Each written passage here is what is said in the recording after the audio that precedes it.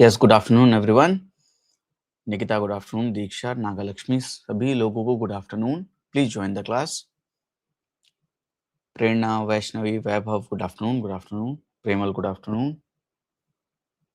Good afternoon. Megha, Kashish, thank you Premal. Neha good afternoon, Pratik good afternoon, Priyam good afternoon, Adarsh good afternoon, Priyanka good afternoon. Connect हो जाइए सब लोग, connect हो जाइए, कनेक्ट हो जाइए सब लोग। Bhaskar good afternoon. यहां तक किसी को कुछ भी डाउट है तो पूछ लो। कहीं पर कुछ भी डाउट है क्या अभी तक?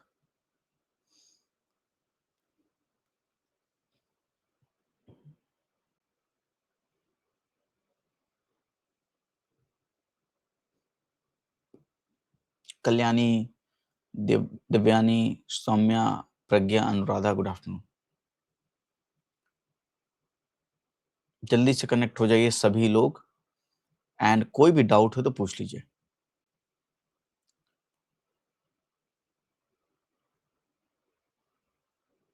Ayan good afternoon, good afternoon.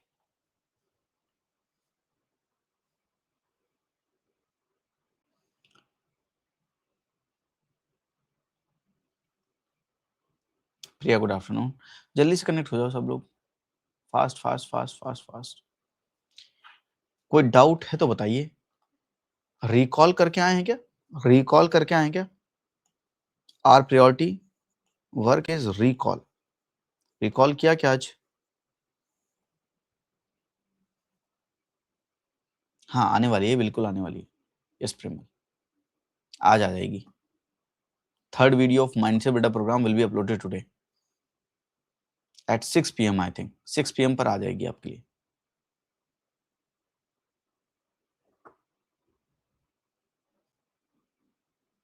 मैंने टीम को बोल दिया है, वो लोग अपलोड कर देंगे। Recalling, yes sir, okay. Recalling कर चुके हैं आप, वेरी गुड। तो जल्दी से मुझे बता दो, कल हमने क्या क्या पढ़ा?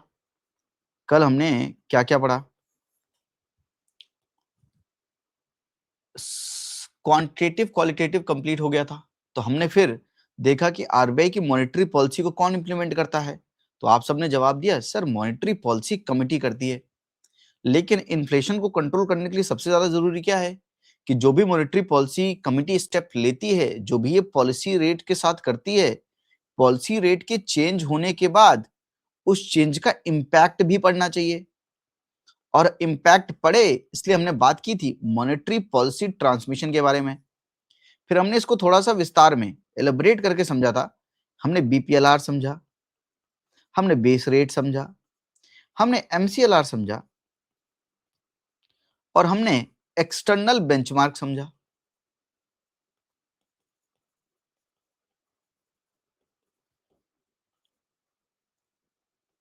एक्सटर्नल बेंचमार्क सबसे इफेक्टिव है अभी तक, और मॉनेटरी पॉलिसी ट्रांसमिशन में सबसे लेटेस्ट अपडेट किसका है? एक्सटर्नल बेंचमार्क का। जहां पे किसी भी हम एक्सटर्नल बेंचमार्क के साथ साथ एक स्प्रेड और टेन्योर प्रीमियम या रिस्क प्रीमियम लेते हैं, और इस फॉर्मूले से हमेशा हर 3 महीने में बैंक को अपने इंटरेस्ट रेट को अपडेट करना पड़ेगा, जिसकी वजह से मॉनेटरी पॉलिसी का ट्रांसमिशन बेहतर होगा। क्योंकि कॉन्ट्रैक्शनरी मॉनेटरी पॉलिसी तो बेहतर ट्रांसमिट होती थी, पर एक्सपेंशनरी मॉनेटरी पॉलिसी बेहतर ट्रांसमिट नहीं होती थी, नॉट ऑलवेज। और इसीलिए हमने क्या किया था कि हमने मॉनेटरी पॉलिसी ट्रांसमिशन को बेहतर करने के लिए एक्सटर्नल बेंचमार्क का सिस्टम बनाया। अब देखो ये कितना खूबसूरत सा लग रहा है। जब हमने इस चीज को कंसोलिडेट किया, देखिए कितना खूबसूरत। ये अगर नोट्स हैं मेरे तो बताइए कितने खूबसूरत नोट है मेरे, है ना ये? बिल्कुल ठीक बोल रहा हूं। तो अगर आपके नोट्स ऐसे खूबसूरत बन रहे हैं जो आपको समझ में आएंगे पर इन शॉर्ट में होंगे, तो समझिए कितना बेनिफिट हो रहा होगा आपको। यस। इसके बाद हमने ये कंप्लीट करने के बाद समझा कि कितने टाइप के बोरवर होते हैं। तो फिर हमने कहा कि भाई बोरवर ये इन्हीं को हम कहते हैं डेटर। जो लोन लेता है, डेट लेता है, उसको हम डेटर बोलते हैं। जो लोन देता है हम उसको क्रेडिटर बोलते हैं। हमने इंडिविजुअल के पर्सपेक्टिव से दो चीजें देखी। एक क्या देखा था? Prime borrower. Prime borrower is always related to standard assets. I hope मैंने मर्ज कर दिया अब दोनों को। अगर क्लासिफिकेशन ऑफ, देखिए एक समय पर हम क्या कर रहे थे भाई? Classification of assets. What is asset for the bank? Bank जो लोन देता है, एडवांस जो देता है, वो बैंक के लिए एसेट है। इसी एसेट में हमने पढ़ा था कितने टाइप के एसेट होते हैं? Standard asset, non performing asset, सब स्टैंडर्ड असेट, फिर doubtful asset, last loss asset. तो क्या मैं ये कह सकता हूं स्टैंडर्ड असेट जो मैंने बनाया ये किस टाइप के बोरोवर से लिंक होगा? प्राइम बोरोवर से लिंक होगा। और बाकी जितने टाइप के एसेट्स हैं ये किससे लिंक होंगे? सर ये लिंक होंगे सब प्राइम बोरोवर से। सर ये लिंक होंगे ओवर लेवरेज्ड कंपनी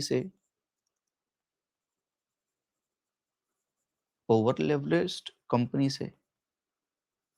सर ये लिंक होंगे ज़ॉम्बी लेंडिंग से।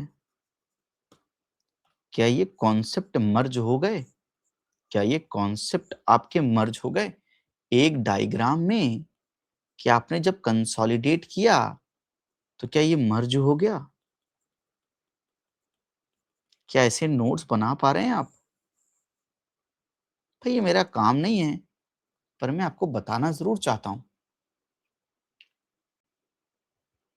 ठीक है, कोई भी नॉन परफॉर्मिंग एसेट 12 महीने तक अगर नॉन परफॉर्मिंग एसेट की कैटेगरी में रह गया तो सब स्टैंडर्ड एसेट है। सब स्टैंडर्ड अगर मोर देन 12 मंथ्स सब स्टैंडर्ड कैटेगरी में रह गया तो मतलब अब डाउटफुल है कि वो आएगा। डाउटफुल एसेट अगर रिकॉग्नाइज कर लिया आरबीआई के इंस्पेक्शन ने या ऑडिटर ने, अगर कर लिया, इंस्पेक्ट कर लिया, रिकॉग्नाइज कर लिया कि डाउटफुल एसेट है, तो then that will convert to loss asset. Quality of asset में हमने ये सीखा था, करेक्ट? फिर हमने एक बात समझी कि भाई बैंक का काम क्या होता है? बैंक का काम होता है लोन देना, बैंक का काम होता है लेंड करना। यस, बैंक का काम होता है लेंड करना।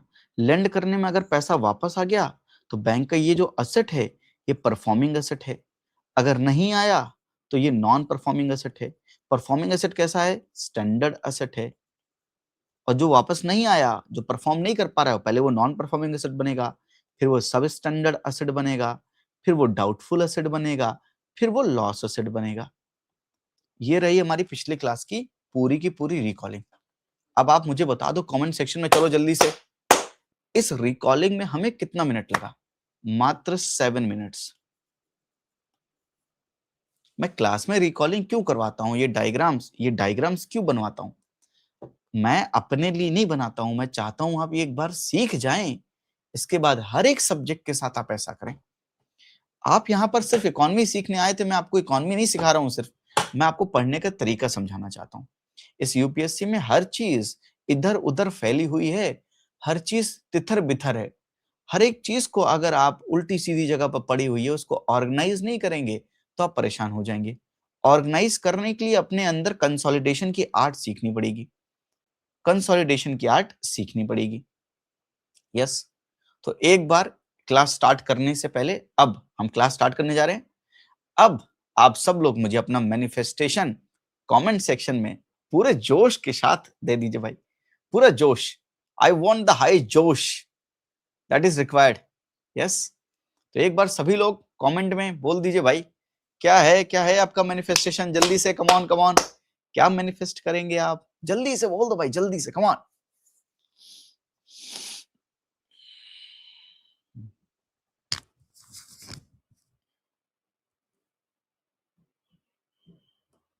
Yes sir, 90% plus accuracy in economy.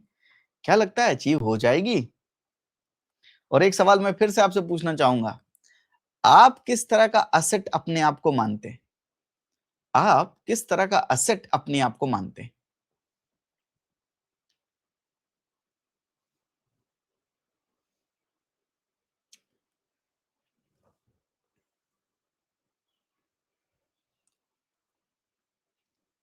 Sir standard asset. चलो आज आपका आंसर जिन्होंने कल बोला था कि सर हमें लगता है कि हम सब स्टैंडर्ड हैं या हमें लगता है हम लॉस असेट हैं, तो आई होप आज आपने अपना एटीट्यूड चेंज किया। And congratulations for changing your attitude, for changing your mindset, because this mindset will lead you to the success. Success की तरफ जाना है तो एटीट्यूड्स इस दुनिया की सबसे बेहतरीन चीज है। माइंडसेट इस दुनिया का सबसे अनमोल रत्न है। जिसके पास सही माइंडसेट है, जिसके पास सोचने की सही कला है, जिसके पास नेगेटिविटी में रहने के बावजूद पॉजिटिविटी की एक किरण उसके लिए काफी है, ऐसे लोग दुनिया में बहुत कम होते हैं। ऐसे लोग दुनिया में हमेशा जीतते हैं। ऐसे लोग जीवन में हमेशा सुखी रहते हैं, खुश रहते हैं। ऐसे लोग हम सब के लिए परफॉर्मिंग एसेट बनते हैं। ठीक है, आइए शुरुआत करते हैं आज की क्लास। तो आज की क्लास यहीं से स्टार्ट करते हैं जहां से हमने कल छोड़ा था। अगर बैंक लोन देता है और बैंक का अगर असेट जो है वो नॉन परफॉर्मिंग, सब स्टैंडर्ड, डाउटफुल या लॉस असेट बन जाए, तो बैंक एक काम कर सकता है कि इनकी बैंक को रिकवरी करनी पड़ेगी। बैंक को इनकी रिकवरी करनी पड़ेगी। और 1991 से पहले सबसे बड़ी प्रॉब्लम थी बैंकों के नॉन परफॉर्मिंग असेट्स की, क्योंकि हर एक चीज जो बैड बनेगा, ये जो बैड असेट्स हैं, बैड असेट्स जो हैं ये बैड बनने की सबसे पहली स्टेज क्या है? नॉन परफॉर्मिंग असेट बनेंगे। नॉन परफॉर्मिंग असेट बनेंगे। नॉन परफॉर्मिंग एसेट बनेंगे। तो 1991 के पहले बैंकों की नॉन परफॉर्मिंग एसेट बहुत ज्यादा थे, इसलिए कमेटी बनाई गई बैंकिंग सेक्टर को रिफॉर्म करने के लिए। नरसिम्हम कमेटी, नरसिम्हम कमेटी बनाई गई। शॉर्ट में लिख देता हूं। और इस कमेटी ने सजेशन दिया कि देखिए, क्योंकि आपके कोर्ट, आपके जितने भी बैंक अपना असेट रिकवर करने जाता है, तो बैंक को असेट रिकवर ना कर पाए, इसलिए लोग कोर्ट में जाकर, ऑर्डिनरी कोर्ट में जाकर स्टे ऑर्डर ले आते हैं। और कोर्ट में टाइम बहुत लगता है, वक्त बहुत लगता है। तो बैंक जो असेट रिकवर करना चाहता है, अगर किसी ने कोलेट्रल, अगर बाइक रखी हुई है, तो बाइक को जल्दी से बेचकर पैसा वसूलना चाहता है।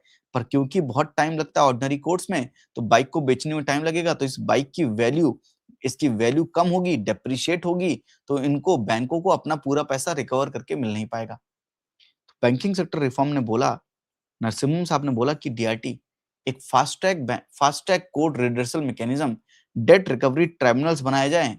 और इसी को नरसिम्हम टू, जो 1998 में हुआ, दूसरी बार जब ये बैठे, दूसरी बार इन्होंने जब रिकमेंडेशन दी, तो इन्होंने बोला कि इस डीआरटी को एक किसी लॉ से स्ट्रेंथन करना पड़ेगा, and that law is SARFAESI act. SARFAESI act. तो सरफेसी एक्ट 2002 से फिर डीआरटी को मजबूत किया गया। अगर आप पहले डेट रिकवरी ट्राइब्यूनल में जाते हैं, उसके ऊपर आप डीआर80 में जा सकते हैं, उसके ऊपर आप हाई कोर्ट में जा सकते हैं। करेक्ट। तो ये चेन ऑफ, ये प्रोसेस है जिसके थ्रू आप अपील में जा सकते हैं। सरफेसी एक्ट ने बोला, सरफेसी एक्ट ने बोला कि अगर बैंक को अपना पैसा रिकवर करना है, so there is no need for for court order. Court की परमिशन की कोई जरूरत ही नहीं है। अगर कोर्ट की परमिशन की कोई जरूरत नहीं है, आप सिंपल जो कोलेट्रल है उसको सेल करके आप अपना पैसा रिकवर कर सकते हैं। आप अपना पैसा रिकवर कर सकते हैं। सरफेसी एक्ट ने फिर पावर दे दी। सरफेसी एक्ट ने पावर दे दी। तो हम यही पढ़ रहे थे सरफेसी एक्ट के बारे में कल। SARFAESI act 2002। तो सरफेसी एक्ट ने ये पावर दी 2002 में कि prior permission of the court is not required to sell. But यहां पर कुछ चीजें बोली गई कि अगर कोई अनसिक्योर्ड लोन है, उसके ऊपर सरफेसी एप्लीकेबल नहीं होगा। अगर आपका अमाउंट 1 लाख से कम है, तो सरफेसी एप्लीकेबल नहीं होगा। अगर आपने 80% अपना लोन चुका दिया है, 20% बिलो 20% आपका बाकी है, original principal amount less than 20% अगर आपका रिमेनिंग है, तो आपके ऊपर सरफेसी नहीं लगेगा। सरफेसी के लिए लेंडर क्या क्या कर सकता है? लेंडर उस असेट को मॉर्गेज कर सकता है, बेच सकता है, या उनकी कंपनी में जितना उन्होंने डेट दिया है लेंडर ने, बैंक ने, उसको इक्विटी में चेंज कर सकता है, या असेट रिकंस्ट्रक्शन कंपनीज को सेल कर सकता है बैंक। फार्म लोन्स पर सरफेसी एप्लीकेबल नहीं होता है। सरफेसी सभी टाइप के banks, housing financial companies and NBFC avail कर सकते हैं। एनबीएफसी के लिए 2 कंडीशन है जो फुलफिल करनी पड़ेगी। क्या यहाँ पर कमर्शियल बैंक, कोऑपरेटिव बैंक दोनों हैं? बिल्कुल। ये कोऑपरेटिव बैंक के ऊपर जो मुद्दा उठा था, वो मुद्दा मैंने आपको समझाया था कि 2020 में सुप्रीम कोर्ट ने क्लैरिफाई कर दिया था कि जो एंट्री 45 बैंकिंग लिखा है शेड्यूल 7 में यूनियन लिस्ट में, उसके अंतर्गत यूनियन गवर्नमेंट को ये पावर है कि कोऑपरेटिव बैंक्स को भी सरफेसी की पावर दी जा सके। तो यहाँ पर ऑल टाइप्स ऑफ बैंक्स में कमर्शियल एंड कोऑपरेटिव दोनों बैंक इन्वॉल्व हैं। ठीक है, यहां तक हमने कल पढ़ा था। अच्छा, एक चीज और समझिए यहीं पर, मतलब अगर बैंक ने लोन में पैसा दिया तो या तो वो पैसा वापस आ जाएगा प्रिंसिपल इंटरेस्ट का, तब तो कोई प्रॉब्लम नहीं है। लेकिन अगर ये बोरवर जो था इसने लोन वापस नहीं किया, तो बैंक ऑक्शन कर सकता है। क्या कर सकता है? कोलेट्रल जो रखा हुआ है उसका ऑक्शन कर सकता है, या इसी को हम बोलते हैं, इस कोलेट्रल को लिक्विडेट कर सकता है। लिक्विडेट का मतलब समझते हैं? लिक्विडिटी। लिक्विडेट का मतलब कि आप इसको कैश में चेंज करवा दो, जो भी कोलेट्रल है उसको कैश में कन्वर्ट करवा दो, लिक्विडेट कर दो। तो अगर घर है तो घर को लिक्विडेट कर दो, घर को पानी बना दो। पानी बना दो मतलब कैश में कन्वर्ट कर दो। बाइक रखा है तो बाइक को कैश में कन्वर्ट कर दो। तो या तो आप ऑक्शन कर दीजिए, बेचिए, मतलब वही सेम चीज है, ऑक्शन कर दीजिए, ये लिक्विडेट कर दीजिए, लिक्विडेट करके जो कैश आए, कैश से अपनी रिकवरी कर लीजिए। बिल्कुल ठीक है यहां तक बात। तो लिक्विडेट का मतलब समझते हैं। तो अगर पैसा बैंक का वापस नहीं आया तो बैंक ऑक्शन कर सकता है या तो लिक्विडेट कर सकता है। लेकिन उससे बड़ी इंपॉर्टेंट बात यह है कि अगर बैंक उस सामान को बेचना ना चाहे और जो बोरोवर है, बोरोवर कह रहा है कि मालिक सच में मेरे पास पैसा नहीं है, मालिक हमसे गलती हो गई, हम आपका पैसा वापस नहीं कर पाए, पर मेरी जेब में वाकई में पैसा नहीं है, तो बोरोवर क्या करेगा? बोरोवर बैंक से रिक्वेस्ट करेगा कि बैंक आपने जो लोन दिया था, फॉर एग्जांपल आपने मुझे 1 करोड़ का लोन दिया था, 8% पे दिया था, और मानिए 3 साल के लिए आपने मुझे लोन दिया था।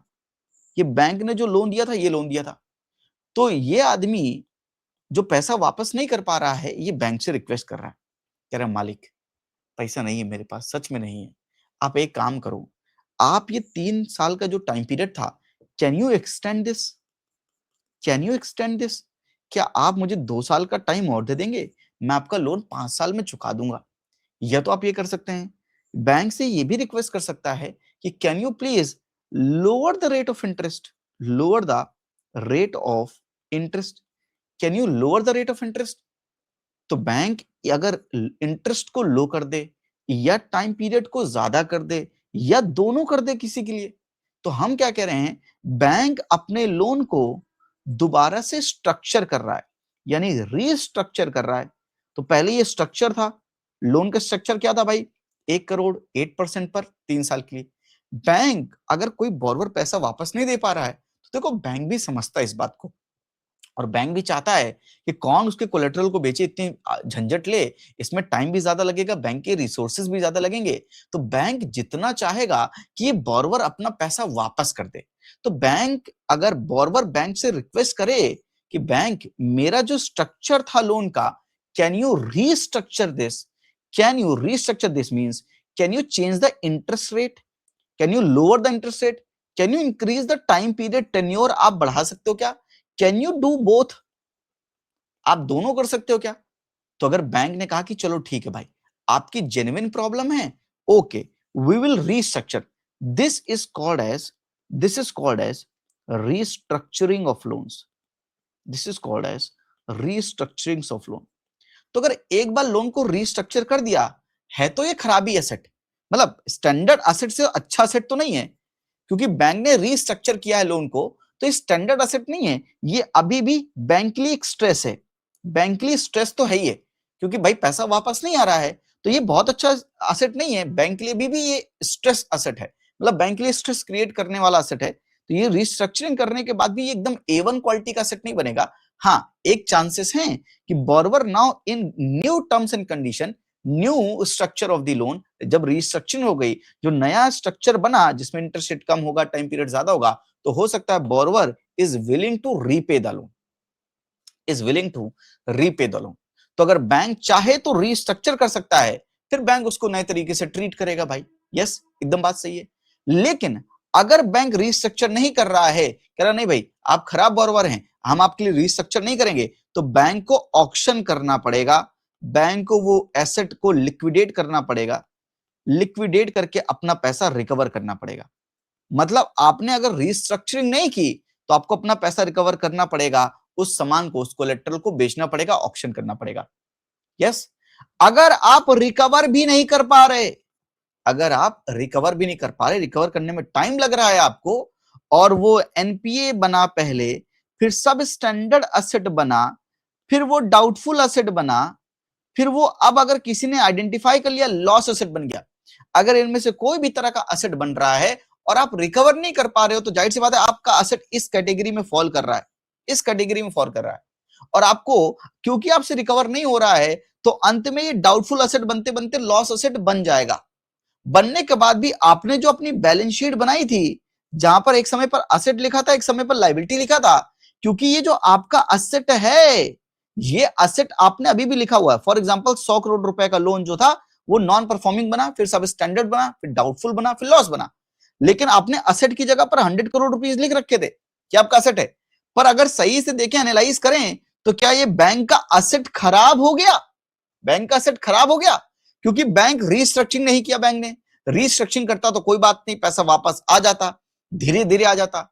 अगर रीस्ट्रक्चरिंग नहीं की बैंक ने और बैंक पैसा रिकवर भी नहीं कर पा रहा, तो धीरे धीरे ये बैंक का असेट जो है खराब की क्वालिटी, खराब होने की क्वालिटी में आगे बढ़ रहा है। और फिर भी आपने अपनी बैलेंस शीट में इसको असेट बता रखा है। मतलब आपने अपने घर के बड़े बेटे को दुनिया भर में ढिंडोरा पीट रखा कि मेरा बेटा बहुत अच्छा, बहुत अच्छा, बहुत अच्छा जी, लेकिन एक्चुअल में आपका बेटा खराब हो गया है। एक्चुअल में आपका बेटा एडवांस ले रहा है, एक्चुअल में आपका बेटा 30-30 ml के 30-30 पैक्स। आई होप समझाने के लिए, बिल्कुल। तो मतलब एक्चुअल में आपका बेटा खराब हो गया, एक्चुअल में आपका असेट की क्वालिटी खराब हो गई है, लेकिन फिर भी आपने अपनी बैलेंस शीट में रखा है। ऐसे बेटे को बाहर निकालना पड़ेगा, क्योंकि वो अब आपका असेट नहीं रहा। आपको उसको यहां से बाहर निकालना पड़ेगा, यानी बैलेंस शीट से बाहर निकाल के फेंकना पड़ेगा। बाहर निकालने का, फेंकने का मतलब ये नहीं है कि बैंक अपना पैसा रिकवर करना छोड़ देगा, रिकवर करने की कोशिश करना छोड़ देगा। बैंक अब भी स्टिल लगा रहेगा अपना पैसा रिकवर करने में। हाँ, वो बैलेंस शीट में जो असेट दिखा रहा था, क्योंकि वो असेट है नहीं, तो उस असेट को बाहर निकाल देगा। इस बाहर निकालने को बोलते हैं कि बैंक राइट ऑफ कर देगा। राइट ऑफ करना मतलब अपनी बैलेंस शीट से बाहर निकाल के फेंक देना। तो क्या आपको राइट ऑफ समझ में आ रहा है कि बैंक का असेट की क्वालिटी खराब हो गई है, तो बैंक को राइट ऑफ करना पड़ेगा। तो बैंक अगर रिकवर नहीं कर पा रहा है, रिस्ट्रक्चर नहीं कर रहा, रिकवर भी नहीं कर पा रहा, रिकवर करने में समय लग रहा है बैंक को, तो बैंक कहेगा यार मेरी बैलेंस शीट खराब हो रही है, जो असेट मैंने दिखा रखे हैं एक्चुअल में वो असेट है नहीं, तो मुझे अपनी बैलेंस शीट से इसको बाहर निकालना पड़ेगा। और बाहर निकाल देगा तो इसका मतलब क्या नहीं है कि रिकवर करना छोड़ देगा। रिकवर करने की कोशिश तो अभी भी बैंक करता रहेगा। बैंक अपनी आखिरी सांस तक अपना पैसा नहीं छोड़ेगा, आखिरी सांस तक अपना पैसा रिकवर करने में लगा रहेगा। लेकिन हाँ, वो बैलेंस शीट से अपना ये असेट असेट बोलना बंद कर देगा भाई, और उसको राइट ऑफ कर देगा। तो सर बैंक अगर रखे रहे तो क्या होगा? नहीं, अगर बैंक राइट ऑफ नहीं करता, तो बैंक, क्योंकि ये असेट खराब हो रहा है, तो बैंक को, मान लीजिए अगर 100 करोड़ रुपए का असेट की क्वालिटी खराब हो गई है, तो बैंक के पास अगर नया डिपॉजिट आ रहा है 500 करोड़ रुपए का, तो बैंक इस बैड असेट की भरपाई करने के लिए, ताकि वो अपने रिस्क को मिनिमाइज कर सके, कि भाई सब कुछ डिपॉजिटर का पैसा सारा ना सारा लोन में दे दे।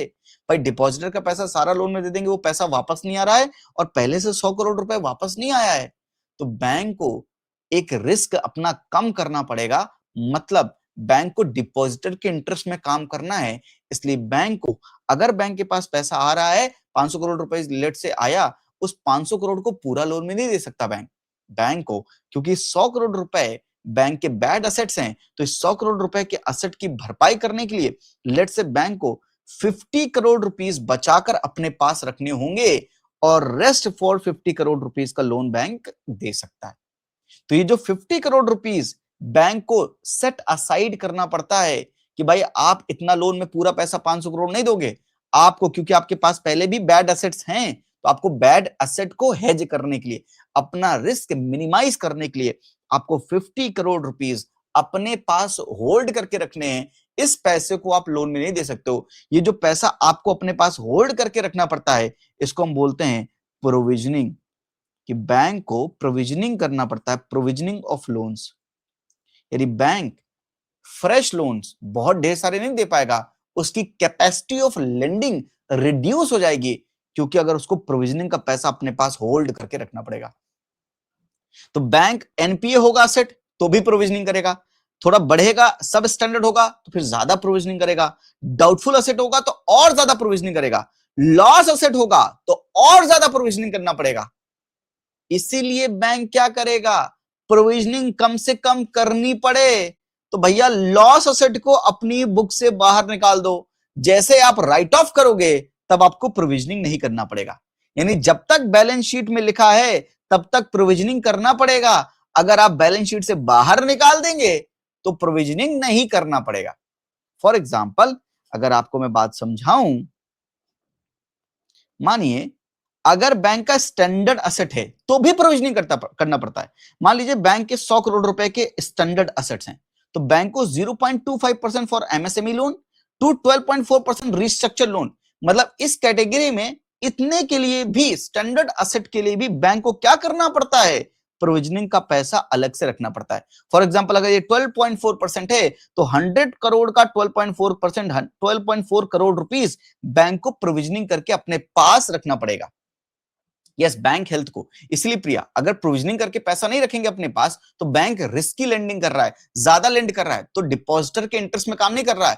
हो सकता है बैंक ज्यादा अगर लोन देगा और वो भी पैसे वापस नहीं आएंगे, और प्रोविजनिंग करके बैंक ने रखा नहीं है तो बैंक की हेल्थ डिटीरिएट हो जाएगी, बैंक कोलैप्स कर जाएगा। To hedge, to minimise the risk, to optimise the health of the bank, ये हम प्रोविजनिंग करते हैं। स्टैंडर्ड असेट के लिए कम करते हैं, देखिए सब स्टैंडर्ड असेट के लिए 15% करते हैं, डाउटफुल असेट के लिए 100% करते हैं अगर वो अनसिक्योर्ड पोर्शन है। सिक्योर्ड पोर्शन है तो वो 25 से 100% के बीच में हो सकता है, लेकिन अगर कोई लॉस असेट है तो उसकी 100% की प्रोविजनिंग करनी पड़ती है। मतलब अगर 100 करोड़ रुपीस के लॉस असेट है बैलेंस शीट में और आपने उसको राइट ऑफ नहीं किया है तो आपको 100 करोड़ रुपीस अपने पास एक्स्ट्रा होल्ड करके रखने पड़ेंगे। अब अगर आपके पास 500 करोड़ रुपए लोन देने के लिए आए हैं तो आप 100 करोड़ रुपए प्रोविजनिंग करनी पड़ेगी 100%, और 400 करोड़ ही रुपए बचेंगे आपको लोन में देने के लिए। इसलिए बैंक अपना 100% प्रोविजनिंग ना करना पड़े लॉस असेट का, इसलिए बैंक क्या करता है, इसको राइट ऑफ कर देता है, इसको राइट ऑफ कर देता है। राइट ऑफ मतलब बैलेंस शीट से बाहर निकाल देता है। हाँ, डिपॉजिटर को तो इंटरेस्ट वापस, भाई डिपॉजिटर का पैसा तो वापस आए, बैंक को लोन वापस आए ना आए, बैंक का स्टैंडर्ड असेट बने ना बने, नॉन परफॉर्मिंग असेट बन जाए, बैंक के लिए कुछ भी हो जाए, भाई बैंक का काम है डिपॉजिटर को पैसा वापस देगा ही देगा, चाहे वो राइट ऑफ कर दे, कुछ भी कर दे, आप जो मना है वो करते रहो। अगर मेरा पैसा बैंक में है मैं जाऊंगा अपना पैसा लेकर आऊंगा, सिंपल। ठीक है प्रियम,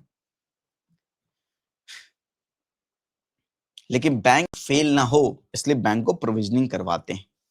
और देखिए इस दुनिया में कोई भी ऐसी जगह नहीं है जहां रिस्क ना हो, रिस्क ज्यादा होगा या तो कम होगा, रिस्क लेना पड़ेगा ही पड़ेगा, चाहे कम रिस्क लें चाहे ज्यादा रिस्क लें। आप यूपीएससी की तैयारी कर रहे हैं क्या लगता है आपने रिस्क नहीं लिया क्या? आपने भी रिस्क लिया ना, जीवन के सबसे कीमती ईयर्स आपने इस एग्जाम को दिए ना, कुछ बनने के लिए, कुछ करने के लिए। इतना बड़ा जिगरा सब में थोड़ी होता है। बोले भाई आपको बात समझ में आई? ये बात समझ में आई? ये तो ऑक्शन कर दो, ये तो लिक्विडेशन कर दो, नहीं क्या तो रीस्ट्रक्चरिंग करो। रीस्ट्रक्चरिंग भी नहीं कर रहे हो तो आप अपने असेट्स की कैटेगरी क्योंकि बैड है तो उसको राइट ऑफ करो। राइट ऑफ भी नहीं करोगे तो प्रोविजनिंग करना पड़ेगा लोन की। राइट ऑफ भी नहीं करोगे तो क्या करना पड़ेगा, प्रोविजनिंग करना पड़ेगा। हाँ या ना? ऑक्शन या लिक्विडेशन किससे करते हैं? SARFAESI act. सरफेसी, जब भी आपको ऑक्शन या लिक्विडेशन करना है, सरफेसी एक्ट लगाओ और बेच डालो। रीस्ट्रक्चरिंग करनी है लोन की, तो उसके लिए एक इंसॉल्वेंसी एंड बैंकरप्सी कोड आया है 2016 में, जिसको हम आगे पढ़ेंगे। तो रीस्ट्रक्चरिंग ऑफ लोन्स के लिए क्या है? Insolvency and bankruptcy code. Insolvency and bankruptcy code is for restructuring of loans. SARFAESI is for liquidation, बेच डालो। तो आईबीसी पूरी कोशिश करेगा कि लोन्स की रीस्ट्रक्चरिंग हो सके। रीस्ट्रक्चर नहीं हुआ तो फिर सरफेसी लगाओ और बेच डालो। सरफेसी लगाओ और बेच डालो। When any bank fail, then they don't maintain provisioning. अरे बैंक फेल हो गया तो बैंक कोलैप्स हो गया, कोलैप्स हो गया तो सबका पैसा डूब गया। अब जितना जितना इंश्योर्ड होगा अमाउंट आपका, उतना इंश्योर्ड अमाउंट आपको मिलेगा, 5 लाख रुपए मिलेगा, चाहे आपके अकाउंट में कितना भी रुपए हो। तो अगर बैंक कोई फेल हो गया तो फिर डीआईजीसी जो होता है, वो जितना आपका इंश्योर्ड अमाउंट कर रखा है, for example 5 lakh rupees insured है, तो आपके अकाउंट में अगर 5 करोड़ है तो भी आपको 5 लाख रुपए मिलेंगे। आपके अकाउंट में 1 लाख रुपए है तो आपको 1 लाख रुपए वापस मिल जाएगा। यानी अप टू 5 लाख रुपीज आपके इंश्योर्ड हैं तो अप टू 5 लाख रुपए आपको मिल जाएंगे। बैंक तो खत्म, बैंक बर्बाद।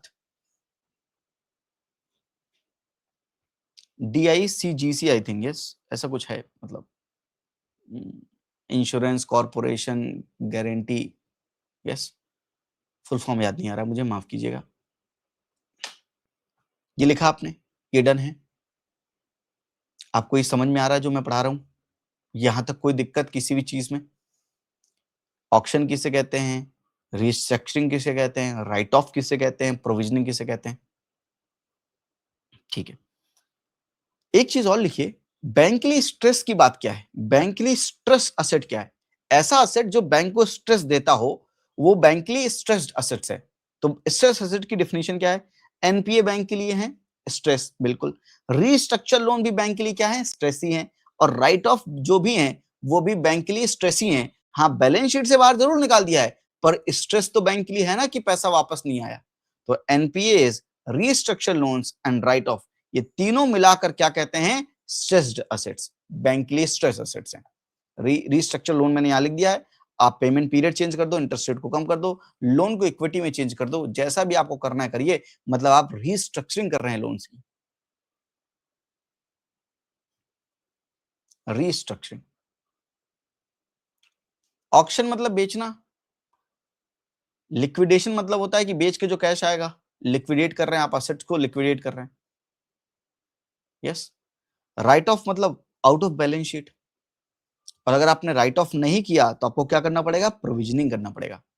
तो यहां पे लिखा है प्रोविजनिंग या provisioning coverage ratio.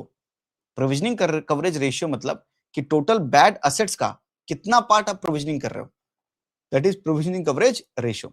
Percentage of bad assets, तो ग्रॉस नॉन परफॉर्मिंग असेट्स में, तो अगर आपने ये देखा था ना कि अगर अगर मार्च 2017-2018 में अगर 11.2% का ग्रॉस नॉन परफॉर्मिंग एसेट था, तो और नेट नॉन परफॉर्मिंग एसेट कितना है? 6% है। तो जो 5.2% है ये क्या है? ये प्रोविजनिंग है, ये प्रोविजनिंग है। तो मैंने आपको बोला था कि ग्रॉस एनपीए में अगर प्रोविजनिंग माइनस करेंगे तो नेट नॉन परफॉर्मिंग एसेट आएगा। तो ये 11.2 है माइनस प्रोविजनिंग इक्वल टू 6, तो प्रोविजनिंग कितना आएगा? 5.2। तो ये जो डिफरेंस है इन दोनों के बीच में, ये जो डिफरेंस है, ये प्रोविजनिंग का डिफरेंस है, ये प्रोविजनिंग का डिफरेंस है। तो ग्रॉस में आप प्रोविजनिंग माइनस कर दोगे तो आप नेट पे पहुंच जाओगे। चलिए अब ये लिख लीजिए, आप जितना मैंने आपको दिखाया, प्लीज राइट डाउन दिस। ये लिखिए, ये लिखिए।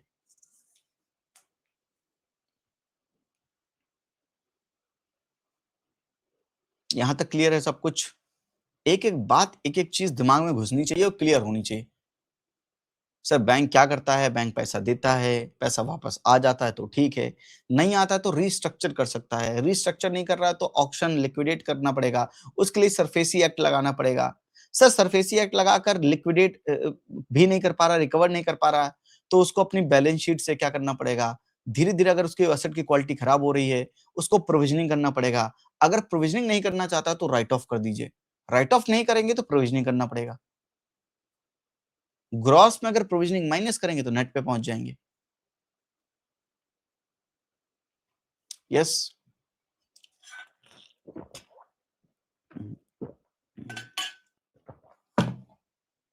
अंकित आप नए हैं तो जितना पहले क्लास हो चुका है प्लीज उन रिकॉर्डिंग्स को देखिए, अपना सिलेबस जितना अभी तक हो गया उसको कवर कीजिए पहले, फिर ये बातें समझ में ज्यादा आएंगी।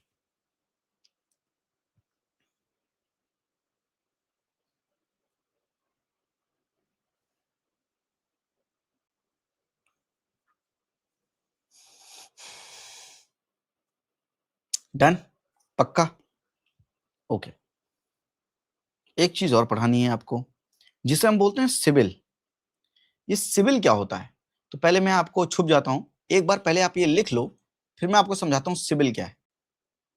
सिविल 2000 ईयर 2000 में आया था, अगस्त 2000। It's India's first credit information company, founded in August 2000।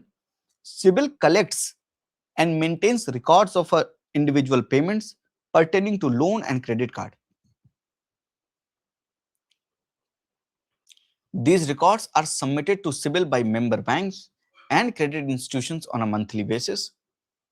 This information is then used to create a credit information report and credit score, which are provided to the credit institutions in order to help evaluate and improve the loan application.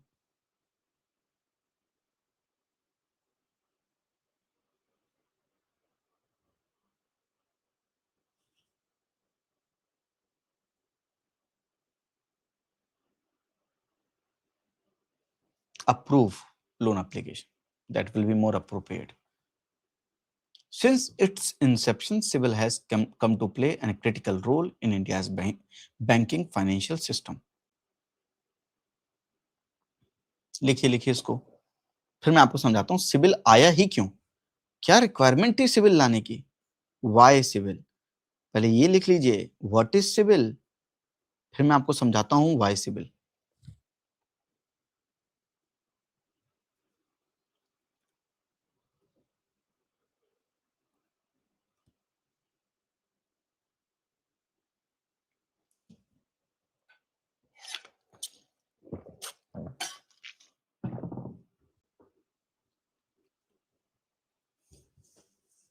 एक बार लिख लें तो done बोल दें मुझे comment section में please.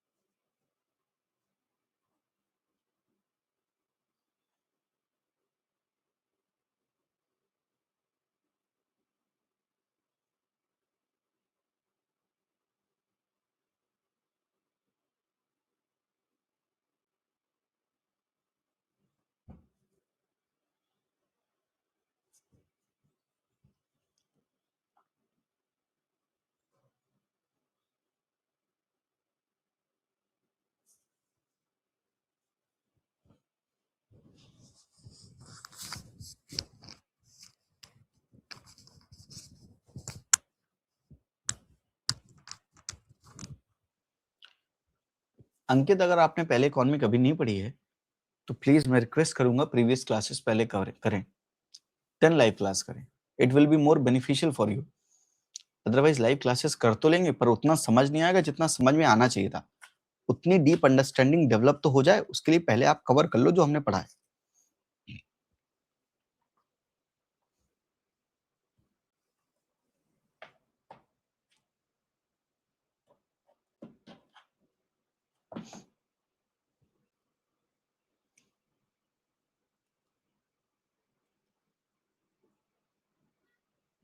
Done, प्रकट हो जाएं। हाँ भाई बोलिए, प्रकट हो गए हम तो।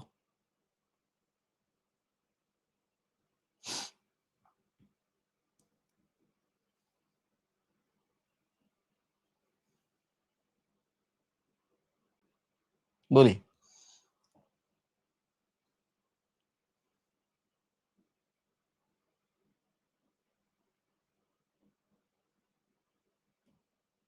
क्लासेस में इंटीग्रेट रहेगा,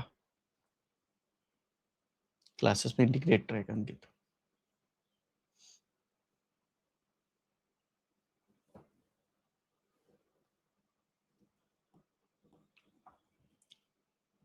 ठीक है, अब चलिए समस्या समझते हैं। प्रॉब्लम क्या है? प्रॉब्लम क्या है? प्रॉब्लम है कि वो लड़की है। नहीं नहीं, वो वाली प्रॉब्लम नहीं। ये बैक टू फोकस, है ना? प्रॉब्लम ये है कि भाई कई बैंक हैं, SBI, ICICI, HDFC, Canara bank और भी बहुत तरह के बैंक हैं, करेक्ट? एक्सिस बैंक, कई तरीके के बैंक है, एक्सिस बैंक, बहुत तरीके के बैंक है, बिल्कुल, यस। अगर इतने ढेर सारे बैंक है तो मैं बड़ा होशियार आदमी हूं। मेरा नाम है तुषांत यादव। मुझे कितने साल जीना है? लगभग लगभग I think life expectancy is about 70 to 80 years. 70 to 80 years, this is life expectancy. तो मैं भी 70-80 साल तक जीऊंगा। अच्छा, मैं बड़ा कब हो जाऊंगा? Okay, after 18 I'll be voter of this country, not be mature. But okay, after 25, let's say I'm mature enough and clever enough. आप आजकल तो बहुत छोटे में ही बच्चे क्लेवर हो जाते हैं। मैं 25 साल की उम्र में क्लेवर हुआ और धीरे-धीरे ये सब काम मैंने जो भी मैं काम बताना शुरू करूंगा आपको, ये मैंने 30 साल की उम्र में शुरू किया, क्योंकि 25 साल में डर रहता है कि कहीं जेल में ना चले जाएं, कहीं पकड़े ना जाएं। तो 30 साल की उम्र में मैं ये सब काम शुरू करूंगा।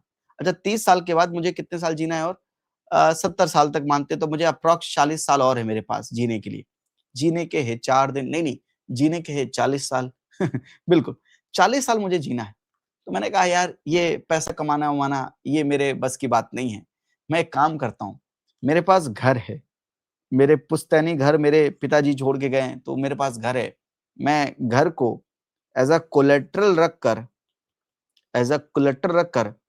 एसबीआई से 3 करोड़ का लोन ले लेता हूँ। मस्त। तो मैंने क्या किया, अपने घर को कोलेटरल रखकर एसबीआई से 20 इयर्स के लिए लोन ले लिया। 20 साल का लोन एसबीआई दे देगा, बिल्कुल दे देगा। अच्छा, 3 करोड़ का लोन मुझे वापस भी करना पड़ेगा, पर as you know I am not doing any work. मैं कोई काम कर नहीं रहा हूं, मैं बस 3 करोड़ रुपए पैसे उड़ा रहा हूं। तो अब जब उड़ाऊंगा और एक दिन जब आएगा जब मैं अपनी ईएमआई पे नहीं कर पाऊंगा, और जब मैं अपनी ईएमआई पे नहीं कर पाऊंगा तो एसबीआई क्या कहेगा, यार इसको जो मैंने अपना पैसा दिया था, असेट दिया था, वो असेट अब धीरे धीरे नॉन परफॉर्मिंग असेट बन रहा है। तो एसबीआई मेरे ऊपर प्रेशर क्रिएट करेगा। प्रेशर क्रिएट करेगा तो मैं कहूंगा यार एसबीआई ज्यादा बोलो मत, चिंता मत करो, मैं तुम्हारे पैसे वापस कर दूंगा। एसबीआई का मैनेजर बोलता है कि आप हमारे पैसे वापस करोगे? हमें तो नहीं लगता सर, क्योंकि आपने ईएमआई तो पे नहीं कर रहे हो आप, और आपका जो हमारा असेट है वो नॉन परफॉर्मिंग असेट बन रहा है। मैंने कहा एसबीआई यार ये सब चीज ना हमारे ऊपर छोड़ दो, है ना? The most expensive thing in this whole world is trust. Cheap people can't afford it. तो मैंने कहा एसबीआई चीप पीपल हो गया, मैं ट्रस्ट करो ना, मैं दे दूंगा पैसे वापस। तो एसबीआई ने कहा चलो ठीक है सर, आप दे दोगे, मैं इंतजार करता हूँ। उसी समय पर मैंने क्या किया, अपना यही घर के पेपर्स लेकर मैं गया आईसीआईसीआई के पास। आईसीआईसीआई को मैंने अपना घर दिखाया। मैंने कहा आईसीआईसीआई एक काम करो, ये घर मेरा कोलेट्रल के रूप में रख लो और मुझे 4 करोड़ रुपए लोन में दे दो for 20 years, for 20 years, for 20 years. ठीक है भाई, आईसीआईसीआई ने कहा कि ओके। अब देखो एसबीआई और आईसीआई आपस में बात थोड़ी करते हैं। अभी बैंक को ये नहीं पता था, आईसीआईसीआई को ये बिल्कुल नहीं पता था कि मैंने यही सेम घर गिरवी रखकर कोलेट्रल के रूप में रखकर एसबीआई से पहले भी पैसे ले चुका हूं मैं लोन में। आईसीआईसीआई को ये बात पता नहीं थी, क्योंकि बैंकों के बीच में कम्युनिकेशन नहीं था। बैंकों को क्या पता चले, इतने ढेर सारे क्लाइंट से बैंक को क्या पता। तो फिर आईसीआईसीआई ने मुझे लोन दे दिया। मैंने जैसे लोन लिया, मैंने अपने खूब मजे किए, मजे कर रहा हूं, मैं लगातार जीवन जी रहा हूं और अब इनकी ईएमआई भरना मैंने शुरू कर दी। एसबीआई खुश हो गया कि यार इसके पास तो पैसे आ रहा है भाई, 4 करोड़ रुपए लोन में लिए हैं, तो मैं पैसा जब मेरे पास होगा तो मैं इसकी ईएमआई धीरे धीरे भरूंगा। मुझे कौन सा 3 करोड़ एक साथ भरना है, 3 लाख रुपए महीने का भरना होगा या 2 लाख रुपए मंथ भरना होगा, मैं भर दूंगा। 4 करोड़ रुपए है ही मेरे पास। अच्छा, एक टाइम आएगा जब आईसीआई से ही बोलने लगेगा मुझे सेम बात कि यार हमारा एसेट नॉन परफॉर्मिंग एसेट बन रहा है, आप हमारी ईएमआई नहीं पे कर रहे हो। मैं आईसीआईसीआई से कहूंगा यार तुमने फिर छोटी बात कर दी, what is the most expensive thing? ICICI ने कहा कि यार सुना तो है कहीं ये डायलॉग, मैं नहीं बोला था। The most expensive thing in this whole world is trust. Cheap people can't afford it. तो फिर क्या हुआ, फिर मैंने आईसीआई से कहा कि वेट करो, मैं यही होम फिर से लेकर किसके पास पहुंचा, एचडीएफसी के पास। फिर मैंने वही सेम काम किया, एचडीएफसी से कहा कि मेरा घर कोलेट्रल के रूप में रख दो और मुझे लोन दे दो 4-5 करोड़ का। तो फिर एचडीएफसी ने मुझे लोन दे दिया, फिर मैं इनकी ईएमआई भी चुका रहा हूँ, इनकी ईएमआई भी चुका रहा हूँ। और देखिए मैं 1 रुपए नहीं कमा रहा हूँ, 1 रुपए नहीं कमा रहा हूँ, फिर भी मेरे अकाउंट में काफी पैसे हैं, 3 करोड़, 4 करोड़, 5 करोड़, 8-10 करोड़ रुपए, है ना? बिल्कुल 8-10 करोड़ रुपए तो मेरे अकाउंट में डले रहते हैं इनकी ईएमआई चुकाने के बाद भी, और मैं अपना जीवन जी भी रहा हूं। करेक्ट? बैंक के पैसे बैंक को चुकाकर, फिर बैंक से लेकर, फिर बैंक को चुकाकर, यही गेम में खेले जा रहा हूं। और क्या होगा, 70 साल तक ये गेम खेलूंगा और फिर कह दूंगा कि भैया हमसे नहीं दिए जा रहे ये पैसे आपके, आपको जो करना है कर लो, आपको घर बेचना है बेच डाल, बेचना है बेच डालो। अब आप घर बेच डालोगे मुझे कोई दिक्कत नहीं है, घर बेच डालो, वैसे भी 70 साल हो गए हैं, 4-5 साल और जीऊंगा और मर जाऊंगा। पूरी जिंदगी ना 1 रुपए कमाया, फिर भी शान से गुजारी ये जिंदगी। करेक्ट? अब ये बात क्या ये बैंकों को नहीं पता होगी? बिल्कुल पता होगी कि यार ये हमारे साथ तो धोखा हो गया, ऐसे कांड होते रहते तो हमारे साथ तो धोखा हो गया, है ना? तो बैंक हैगा यार, ये इसकी होने की सबसे इंपॉर्टेंट वजह क्या है? सबसे बड़ा रीजन क्या है? रीजन क्या है? यार इन्होंने सेम कोलेटरल होम को डिफरेंट बैंक के साथ दे दिया, सेम कोलेटरल यूज किया है और हमें इंफॉर्मेशन भी नहीं है। इसका रीजन क्या है? कह रहा नॉन कम्युनिकेशन। नॉन कम्युनिकेशन, हम सब आपस में बात नहीं करते, हम सब आपस में बात नहीं करते। तो कहा कि अगर ये रीजन है तो चलो बात किया जाए। तो उन्होंने कहा कि चलो ठीक है, अब से एक कंपनी बनाते हैं, इस कंपनी का नाम है सिविल। जब भी कोई लोन के लिए एप्लीकेंट आएगा, ये एप्लीकेंट की इंफॉर्मेशन पहले सिविल से चेक करेंगे, क्या सिविल ये पहली बार लोन लेने आया है या ये पहले लोन ले चुका है। तो सिविल के पास इंफॉर्मेशन होगी। कैसे होगी? क्योंकि जब भी कोई एसबीआई के पास आएगा और एसबीआई लोन अप्रूव करेगा, एसबीआई तुरंत लोन अप्रूव करते ही या क्रेडिट कार्ड देते ही सिविल को इंफॉर्मेशन भेज देगा। तो जैसे दूसरे बैंक के पास मैं सेम आदमी पहुंचा, आईसीआईसीआई के पास मैं पहुंचता और मैं कहता कि मुझे लोन दो, तो आईसीआईसीआई अब सिविल होगा तो सिविल के साथ तुरंत चेक करेगा क्या इस आदमी ने पहले लोन लिया है। इसको तुरंत पता चल जाएगा कि इसने एसबीआई से लोन लिया है और एसबीआई का लोन वापस नहीं कर रहा। करेक्ट? तो सिविल क्या है? एक क्रेडिट इंफॉर्मेशन कंपनी है। क्रेडिट, किसने लोन लिया है, कितना लोन लिया है, कितना वापस किया है, क्या कोलेटरल में रखा है, सारी इंफॉर्मेशन सिविल के पास होगी। और बैंक जब भी कोई नया आदमी को लोन देगा, सिविल को इंफॉर्मेशन पहुंचाएगा।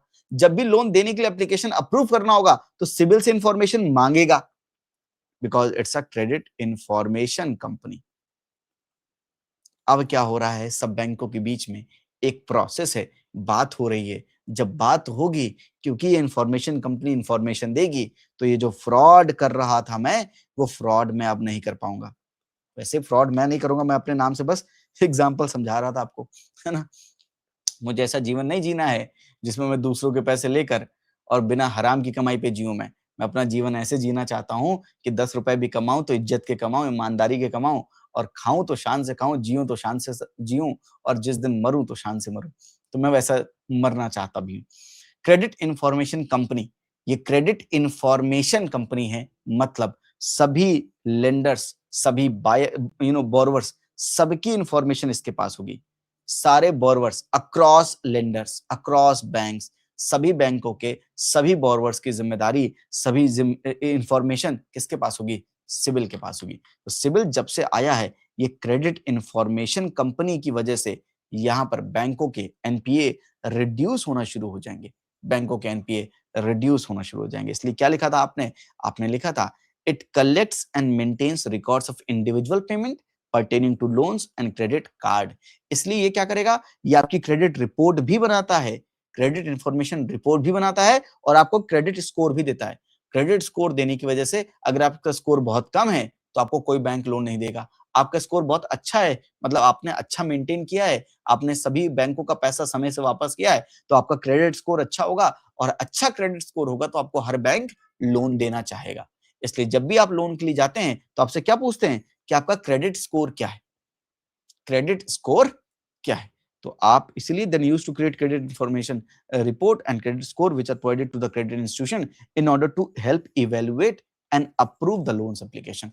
That's why it plays a critical role in India's banking financial system to improve the health of the banking system. क्या आपको सिबिल समझ में आया? सिबिल बहुत पुराना हो गया था और इसमें सिर्फ और सिर्फ एक नैरो इंफॉर्मेशन थी. तो अब क्या किया गया? अब 2023 में बात हुई national financial information registry NFIR बात हुई थी, अभी तक कुछ हुआ नहीं बहुत ग्राउंड लेवल पे. तो एक हमने कहा कि सिबिल की तरह ही हम एक नेशनल फाइनेंशियल इंफॉर्मेशन रजिस्ट्री बनवाएंगे, NFIR बनवाएंगे, and that will be designed with the help of the RBI, and that will have information related to individual borrower and the company of borrowers also, information on all loans taken by bank, NBFC and bonds. ये सारा मतलब इसको थोड़ा सा broad बनाया गया. वहां पर इतना ब्रॉड नहीं था सिबिल में, इसको थोड़ा सा और ब्रॉड बनाया गया, इसकी कवरेज बढ़ाएगा. 360 degree information about the loan applicants credit worthiness. 360 degree information लेंगे. सिर्फ ये नहीं कि लोन वापस किया कि नहीं किया, बॉन्ड में कैसा रिस्पॉन्स है, हर तरह की चीजों में रिस्पॉन्स देखेंगे. यानी लोन जो भी लेने जाएगा उसकी क्रेडिट वर्दी है या नहीं है, उसकी 360 डिग्री इंफॉर्मेशन कौन प्रोवाइड करेगा? NFIR प्रोवाइड करेगा. And this will ensure faster and accurate process of loan application. So 2023 के बजट में आया था. हालांकि ग्राउंड लेवल पे कोई काम नहीं हुआ, पर सिबिल के जैसा, सिबिल से थोड़ा मोर कॉम्प्रिहेंसिव क्या बना रहे हैं? नेशनल फाइनेंशियल इंफॉर्मेशन रजिस्ट्री बनवा रहे हैं. तो प्लीज इसके बारे में लिख लीजिए, बस इतनी इंफॉर्मेशन लिख लीजिए. CIBIL is a company.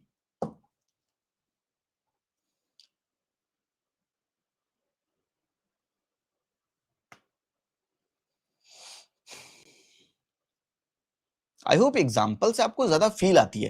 भाई सिबिल क्यों आया, मैंने पूरा बताया आपको. सिबिल सिर्फ ये बता देता कि आया और ये करता है, सिर्फ क्रेडिट इंफॉर्मेशन देता है, तो आपको फील नहीं आता, आपको प्रॉब्लम समझ नहीं आती. इसलिए मैंने पहले प्रॉब्लम समझाई, किस तरह से फ्रॉड होते हैं. फ्रॉड को बंद करना है. इसलिए मैंने आपको समझाया वाई सिबिल, सिबिल की रिक्वायरमेंट क्यों है. सिबिल क्या है ये समझाना मेरा काम नहीं था, वो तो मैं समझा ही दूंगा, वो तो आसान पार्ट है. सिबिल क्यों आया, इसलिए मैंने आपको क्यों समझाया. और उसी सेम लॉजिक से NFIR भी बना रहे हैं. ठीक है, लिख लिया आपने? जैसे लिख लें एक बार डन सर बोले, आगे चलते हैं फिर.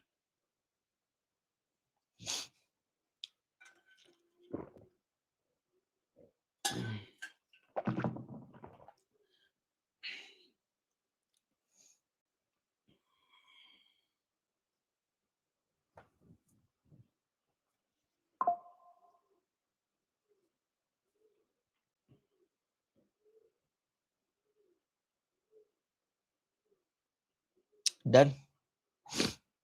सभी लोग आगे चलूं? पक्का? लिखो लिखो लिखो लिखो लिखो, जल्दी लिखो.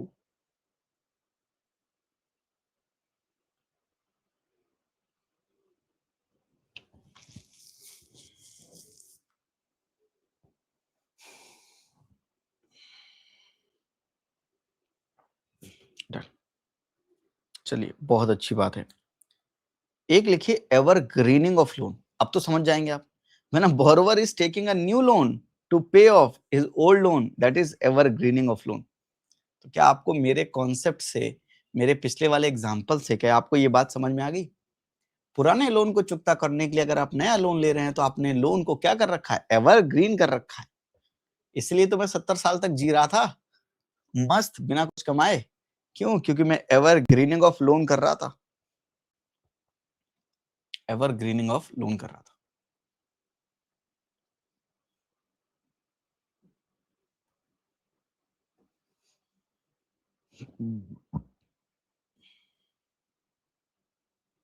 अंडरस्टूड? पक्का लिख लिया? डन है. When a borrower is taking new loan to pay off his old loan, that is called evergreening of loans. That is called evergreening of loans. ठीक है. अब एक चीज और समझो. मान लीजिए मेरी कंपनी का नाम है होप तो शांत कंपनी. अच्छा, कंपनी की भी क्या बैलेंस शीट होगी? बिल्कुल होगी. मैंने भी अपनी बैलेंस शीट बनाई होगी, बिल्कुल। एक जगह पर मैंने क्या लिखा होगा बैलेंस शीट में कि मुझे प्रॉफिट कितना होता है, मुझे लॉस कितना होता है। यस, या तो मैं ये भी लिख सकता हूँ प्रॉफिट लॉस भी बैलेंस शीट है, या मैं ये लिख सकता हूँ मेरे असेट्स क्या है, मेरी लायबिलिटी क्या है, ये भी मेरी बैलेंस शीट है। बिल्कुल, ओके। तो अगर मान लीजिए एनीवेज, चाहे मैं लायबिलिटी या एसेट्स लिख रहा हूँ, चाहे मैं प्रॉफिट या लॉस लिख रहा हूँ, जो भी आप समझो, मेरी क्या बैलेंस शीट है? बिल्कुल बैलेंस शीट है। अच्छा, मैंने एज अ कंपनी, क्योंकि मुझे लगा कि यार हम तो हर चीज अच्छी कर रहे हैं, वाकई में अच्छी कर रहे हैं, आप भी जानते हैं इस बात को, जितना हमारी शिद्दत से हम पढ़ा सकते हैं, हर क्लास टाइम जो क्लास होती हैं, जितने टाइम पर क्लास होनी है उतने टाइम पर ही क्लास होती हैं, चाहे वो मेरी क्लास हो, चाहे सीसेट की क्लास मेरी हो, चाहे अन्य टीचरों की क्लास हो। जिस समय पर आपका सिलेबस कंप्लीट करने के लिए हमने बोला है, उस समय पर हम आपका सिलेबस कंप्लीट करवाएंगे। जिस क्वालिटी के बारे में हमने आपसे बात की थी, वो क्वालिटी हम आपको दे भी रहे हैं। करेक्ट? अगर मुझे मार्च में कहीं जाना है 1-2 दिन के लिए, तो आपकी क्लासेस छूटेंगी, इसलिए मैं संडे होकर आपकी क्लासेस पहले से ही प्री कवर करवा रहा हूं। प्री कवर्ड पहले से ही कवर करवा रहा हूं। ऐसा नहीं कर रहा हूं कि चलो मैं छुट्टी में जाऊंगा, उसके बाद मेरी कोई रिस्पॉन्सिबिलिटी नहीं, हाँ ठीक है, खींचेगा कोई बात नहीं। हम ऐसा नहीं कर रहे। यानी मैं अपनी तरफ से पूरी कोशिश कर रहा हूं आपको ऑप्टिमम क्वालिटी, अफोर्डेबल जितना हो सकता है। 3,000 रुपए का कोर्स है भाई, 2499 का सी साइड का कोर्स है। जितना अफोर्डेबल रख सकते हैं उतना अफोर्डेबल रखते हैं। 1,10,000, 1,20,000, 1,75,000 रुपए के कोर्सेस नहीं है हमारे, जहां पर कुछ क्वालिटी भी नहीं देते हैं। पैसा ले तो लें पर क्वालिटी भी नहीं देते। हम अफोर्डेबल भी हैं और हमारा क्वालिटी भी अच्छा है, और हम टाइमली, जो डेडिकेटली हम जो पढ़ाते हैं, सही ढंग से वो चीज पढ़ाते हैं जो एग्जामिनर के ओरिएंटेड है। मतलब हम अपनी तरफ से पूरी मेहनत कर रहे हैं, हम अपनी तरफ से पूरा काम कर रहे हैं। फिर भी अगर बहुत ढेर सारी पायरेसी होगी, बहुत ढेर सारा इश्यूज होगा, जिसकी वजह से क्या हो सकता है, हमें डिफिकल्टी फेस करनी पड़ सकती है। बिल्कुल, जो कि मैं रोज अपने जीवन में फेस करता हूं। ऐसा थोड़ी है कि एक दिन है, रोज का मेरा काम है। अब मैं यूज्ड टू हो गया हूं इन सब चीजों से। आज ही किसी ने कमेंट सेक्शन में लिखा यूट्यूब में, आज मैंने एक आपके लिए, हाँ आपको पता ही होगा, आज मैंने आपके लिए एक इंपॉर्टेंट वीडियो बनाई थी।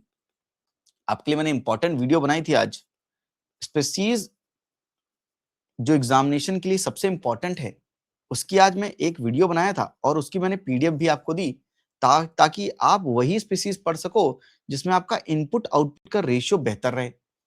क्योंकि स्पीसीज में कोई पढ़ने की लिमिट नहीं है, तो आप बहुत परेशान रहते हो, इसलिए ये वीडियो मैंने आपके लिए बनाकर आज डाली है। इसी वीडियो पर एक कमेंट आया कि आपसे कुछ भी नहीं आता है, आप बकलोल हैं। इतने अच्छे शब्द यूज करते हैं लोग, I know, admire daily on a daily basis. कहते बकलोल हैं सर आप। मैंने कहा ठीक है, कोई बात नहीं। हमारी टीम ने उनको जवाब भी दिया। हमारी टीम ने कहा कि अगर आपको दिक्कत होती है आप अनसब्सक्राइब कर दीजिए और ढंग की लैंग्वेज का प्रयोग कीजिए। मेरी टीममेट्स ने आज मुझसे पूछा कि सर क्यों बनाते हैं आप यूट्यूब पर वीडियो, जाने दीजिए ना, क्यों बनाते हैं आप कि भाई ये इंपॉर्टेंट स्पीसीज है पढ़ लो। आप एक तो फ्री में दे रहे हो, ऊपर से फालतू में लोग क्रिटिसाइज करते हैं, है ना। तो सब कुछ अच्छा करने के बाद भी आपके साथ बुरा हो सकता है क्या? बिल्कुल हो सकता है। भगवान श्री कृष्ण इस दुनिया का सबसे बड़ा एग्जाम्पल है कि वो भगवान होके भी एक जेल में पैदा हुए। जीवन भर उनके पीछे बचपन से ही लोग उनको मारने में लगे रहे, किल करने में लगे रहे। जब बड़े हुए तो उन्हें अपनी द्वारका तक छोड़नी पड़ी, मथुरा छोड़ना पड़ा, और उसके बाद भी उन्हें महाभारत जैसे युद्ध में पार्ट लेना पड़ा, जिसमें ना उनको कुछ मिला, ना उनको कुछ मिलने वाला था। तो भगवान का अगर जीवन देखें, श्री कृष्ण भगवान का अगर आप जीवन देखें, तो उनके जीवन में अगर आप सही से ध्यान से देखेंगे, तो आप अगर अपने जीवन को लेकर रो रहे हैं, तो जब भी मुझे ये फील होता है कि यार क्या हो रहा है मेरे साथ, मैं भगवान को देखना शुरू कर देता हूं कि भगवान होने के बावजूद भी, ये भगवान होने के बाद भी इनके जीवन में इतना सब कुछ हुआ, तब भी चाहते तो 2 सेकंड में सब कुछ दूर कर सकते थे। फिर भी हमेशा इनके चेहरे पे स्माइल रही, हमेशा हंसते रहे, मुस्कुराते रहे, और जितनी भी दुविधाएं हुई, जितने भी दुख हुए, सबको दिल से स्वीकार किया। यहां तक कि पूरी महाभारत खत्म होने के बाद जब 100 कौरवों का वध हो गया, तब इनकी माता गांधारी ने भगवान को ये श्राप दिया कि आपका कुल नष्ट हो जाएगा। और भगवान ने उस श्राप को भी हृदय से लगाया और बोला कि तथास्तु, आपने जैसा कहा वैसा ही होगा। और भगवान मर गए, उनका कुल खत्म हो गया, पर फिर भी भगवान होकर नीति के बनाए हुए रास्ते पे कभी नहीं आए। पूरे जीवन को ऐसे जिया जैसे उनको कोई तकलीफ ही ना हो। तो बस यही है। तो आपके पास सब कुछ है, सब कुछ अच्छा करे तो क्या फिर भी आपके साथ कुछ खराब हो सकता है? बिल्कुल हो सकता है। भगवान नहीं रोक पाए, हम सब इंसान है, कैसे रोक पाएंगे? समझाने का पर्पस ये है कि हो सकता है ये तो होप तुशांत कंपनी जो मैं बना रहा हूं, ये कभी डूब सकती है। क्या डूब सकती है? बिल्कुल डूब सकती है। और हो सकता है इसको बचाने के लिए मुझे पैसे की जरूरत पड़े, जहां पर मैं खूब ढेर सारी मार्केटिंग कर पाऊं। तो मैंने सोचा कि चलो, अगर आखिरी रास्ता मार्केटिंग है कि भाई मार्केटिंग करके मैं नए स्टूडेंट तक पहुंच जाऊं, उन स्टूडेंट तक पहुंच जाऊं जो काबिल हैं, जो मुझे समझें, जो मेरे रैशनल को समझे, जो मेरे तरीकों को समझे, मैं उन नए स्टूडेंट तक पहुंच जाऊं, उसके लिए क्या मुझे मार्केटिंग करना जरूरी है? बिल्कुल। क्योंकि अगर आप लोग स्टूडेंट, अगर आप रिकमेंड नहीं करेंगे, अपने दोस्तों को नहीं बताएंगे, तो वो भी एक तरह से मार्केटिंग है। जो आप करते हैं वो भी एक तरह से मार्केटिंग है। तो अगर आप मेरे लिए कुछ अच्छा नहीं बताएंगे दुनिया को, तो मेरे बारे में किसी को पता नहीं चलेगा, तो नए स्टूडेंट मुझसे पढ़ने नहीं आएंगे। और जब पढ़ने नहीं आएंगे तो ये जो कंपनी है, ये प्रॉफिट नहीं लॉस में चली जाएगी, ये लॉस में चली जाएगी। तो मैंने सोचा कि चलो अच्छा, मार्केटिंग करना है, तो मार्केटिंग के लिए मेरे पास पैसे नहीं है, तो चलो मैं चलता हूं बैंक। तो मैं गया बैंक। सबसे प्यारा बैंक था एसबीआई। मैं एसबीआई के पास पहुंचा। मैंने एसबीआई से कहा कि एसबीआई, मुझे अपनी कंपनी के लिए लोन चाहिए। तो एसबीआई ने कहा कि ठीक है, आप अपना घर गिरवी रख दो, हम आपको 2 करोड़ रुपए लोन में दे देते हैं। तो मैंने अपना यहां तक कि घर गिरवी रख दिया। मैंने कहा ठीक है भाई, कोई बात नहीं, आप घर गिरवी रखवा लो, मुझे अभी पैसे की जरूरत है, आप 2 करोड़ लोन में दो। तो बैंक ने मुझे 2 करोड़ लोन में दिया। मैंने ये 2 करोड़ रुपए मार्केटिंग में लगा दिए। एंड इट टर्न्स आउट कि मार्केटिंग में करने के बाद भी, पूरा पैसा फूकने के बाद भी, मेरे पास कोई नया स्टूडेंट नहीं आया, मेरे पास कोई भी प्रॉफिट नहीं बना पाया मैं। और अगर मैं प्रॉफिट नहीं बना पाया, तो मैंने इस बैंक का पैसा लिया था, जो कि बैंक का असेट था। अब ये बैंक का पैसा मैं वापस नहीं कर पाऊंगा, तो बैंक का नॉन परफॉर्मिंग एसेट बनेगा। तो बैंक की खुद की जो बैलेंस शीट होगी, जहां पर बैंक ने असेट और लायबिलिटी लिखा होगा, वहां पर क्योंकि बैंक का असेट काम नहीं करेगा, तो बैंक की बैलेंस शीट खराब हो जाएगी, बैलेंस शीट पुअर हो जाएगी। और बैंक की बैलेंस शीट पुअर होने का रीजन क्या है? क्योंकि मेरी कंपनी लॉसेस कर रही है, लॉसेस कर रही है, लॉसेस कर रही है। तो मेरी कंपनी जब लॉस करेगी, तो मेरी कंपनी की बैलेंस शीट खराब हो गई, क्योंकि I am a loss making company, तो मेरी कंपनी की खराब हो गई। और दूसरा, क्योंकि मैंने बैंक से लोन लिया था, तो बैंक की बैलेंस शीट खराब हो गई। मतलब एक बैंक की बैलेंस शीट, एक कंपनी की बैलेंस शीट, ये 2 बैलेंस शीट खराब होती है अगर कंपनी अच्छा परफॉर्म नहीं कर पाएगी। तो अगर कंपनी की प्रॉफिटेबिलिटी कम होगी, कंपनी अगर प्रॉफिट नहीं कमा पा रहा है, तो अगर प्रॉफिटेबिलिटी कम होगी, तो कंपनी इस बैंक का पैसा वापस नहीं कर पाएगी, तो बैंक का नॉन परफॉर्मिंग एसेट बढ़ेगा। अगर ये 2 काम होंगे, तो 2 बैलेंस शीट खराब होगी। इसी प्रॉब्लम को बोलते थे एक समय पर ट्विन बैलेंस शीट प्रॉब्लम। इसी प्रॉब्लम को बोलते थे ट्विन बैलेंस शीट प्रॉब्लम।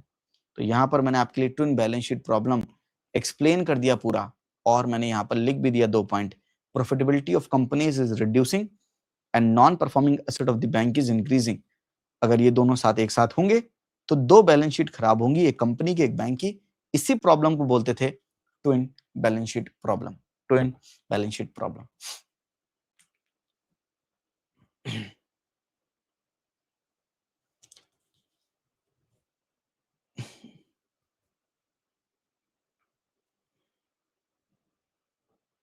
हम डूबने नहीं देंगे। अरे डूबेंगे तो कैसे? अभी मुझ में बहुत जान बाकी है। डूबना डूबना मेरे मेरे भाग्य में नहीं लिखा। आपको नहीं पता, मेरे भाग्य में डूबना नहीं लिखा। ऊपर वाले ने मेरे भाग्य में कुछ और लिखा है। जब तक मैं उसकी उंगली पकड़ के चल रहा हूं, मुझे कोई हरा नहीं सकता, मुझे कोई हरा नहीं सकता। जब तक आप लोग हैं, जब तक मैं हूं, जब तक ईश्वर है, तब तक लड़ेंगे, लड़ेंगे, पर जीतेंगे। एक दिन जरूर जीतेंगे। एक दिन आप भी जीतेंगे, और जिस दिन आप जीतेंगे, मैं जरूर जीतूंगा। मैं इंतजार कर रहा हूं उस दिन का, मैं इंतजार कर रहा हूं उस घड़ी का जिस दिन आप सब जीतेंगे, मैं भी जीतूंगा।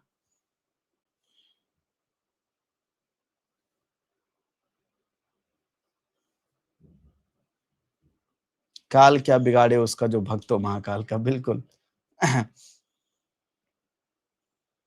कोई नहीं प्रतीक, नो इश्यूज।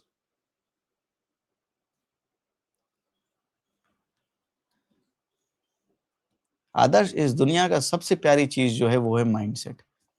आप हारते अपने मन में पहले, आप जीतते अपने मन में पहले। मैं मन से जीत चुका हूं, अब रणभूमि में खड़ा हूं और लड़ रहा हूं बस। मन से तो मैं बहुत पहले जीत चुका हूं, अब मैं रणभूमि में खड़ा हूं और बस लड़ रहा हूं, अपना कर्तव्य कर रहा हूं। इसलिए मैं तुम्हें भी कहूंगा, आईएएस तुम पहले ही अपने दिमाग में बन जाओ, जो तुम्हें बनना है सबसे पहले दिमाग में बन जाओ, और फिर मैं रणभूमि में खड़े होके कर्म करो बस। रणभूमि में खड़े होके कर्म करो बस। जीतना पक्का ही है, सिर्फ ईश्वर ही तुम्हारी जीत रोक सकता है। उसकी उंगली पकड़ लो, उस पर सब कुछ छोड़ दो। जब ज्यादा टेंशन हो, मैं एक ही काम करता हूँ, सब कुछ ऊपर वाले पे छोड़ देता हूँ कि तुमने बनाया है, तुम जानो, तुम्हारा काम जाने। ऊपर वाला कहता है कैसे बात कर रहे हो, मैं कहा कि भगवान आप देख लो, आप नहीं बनाया मुझे, आपने मुझे काम करने कहा, मैं आपका सेवक हूँ, मैं आपका भक्त हूँ, आपने जो कहा मैं कर रहा हूँ। अब छोड़ दिया इस जीवन का सब भार तुम्हारे हाथों में है, जीत तुम्हारे हाथों में है, हार तुम्हारे हाथों में। मुझ में तुझ में भेद यही, मैं नर हूं तुम हो नारायण, मैं हूं संसार के हाथों में और संसार तुम्हारे हाथों में। तो मुझे कोई चिंता नहीं है, मैं अपना कर्म कर रहा हूं, मैंने अपने मन में ठान ली है कि मैं जीत चुका हूं। अब मैं कर्म भूमि रणभूमि में खड़े होकर कर्म कर रहा हूं बस, और कुछ नहीं। तो जैसे आप अपना कर्म कर रहे हैं, ऐसे मैं अपना कर्म कर रहा हूं।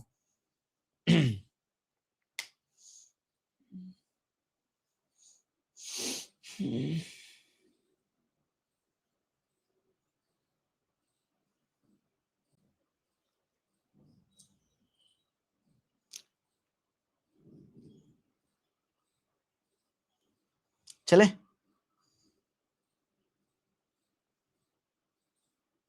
महाभारत का एक बड़ा सुंदर सा श्लोक है, सुखे दुखे समय कृत्वा लाभा लाभो जया जय, ततो युद्धवाय युजस्वा नैवम पापम व्यापससी। अर्थात तुम्हारा सुख दुख युद्ध के कारण नहीं है, युद्ध से जुड़ी जो आशाएं हैं उसके कारण है। इसलिए हे अर्जुन, अपने सुख दुख की चिंता को छोड़कर तुम कर्म करो, रणभूमि में अपना स्किल दिखाओ, जौहर दिखाओ, कर्म करो। तो सुखे दुखे समय कृत्वा लाभा लाभ हो जया जय, ततो युज्वा युजस्वा नैवम पापम व्यापससी। क्या गजब का श्लोक है।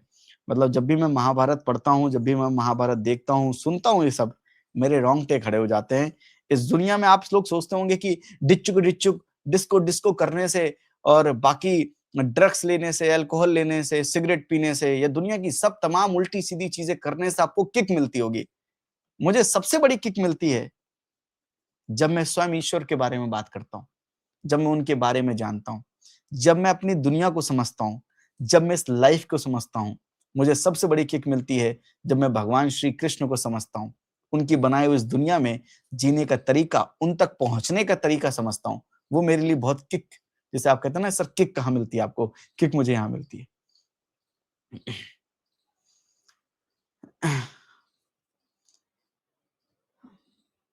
तो हमने कहा था आपसे कि ग्रॉस नॉन परफॉर्मिंग एसेट्स कम हो रहे हैं। तो देखिए 11.2 से कहां पर आ गए आज हम, 2.6, और भी कम होते होते कहां तक आ गए हैं, 2.2 तक आ गए। तो सितंबर 2025 में कहां तक आ गए हैं, 2.2 तक आ गए।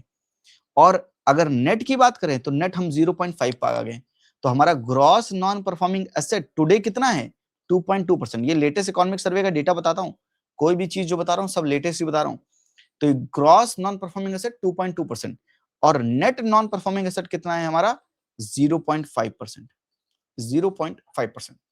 तो अप्रॉक्स 1.7% क्या है, ये प्रोविजनिंग है, ये प्रोविजनिंग है।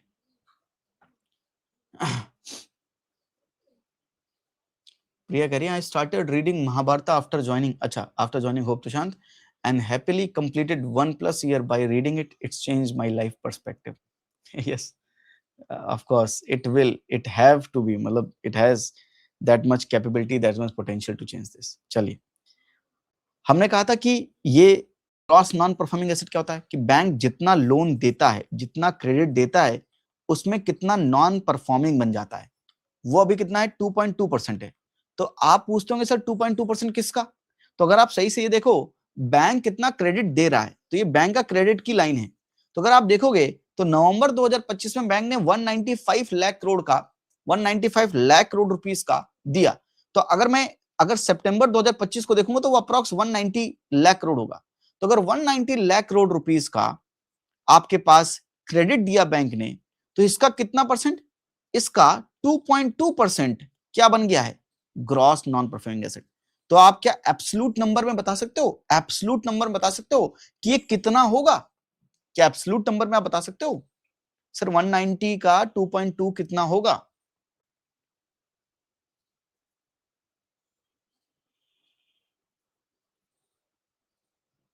सर 4.18 लाख करोड़। तो बैंकों का, शेड्यूल्ड कमर्शियल बैंकों का अभी कितना actual gross non performing asset है? 4.18 लाख करोड़। और अगर मैं आपसे कहता कि इसका 0.5 लाख करोड़ कितना है, 0.5 lakh crore net non performing asset है, तो आप कहोगे सर 19 50 95, बिल्कुल 0.95 लाख करोड़।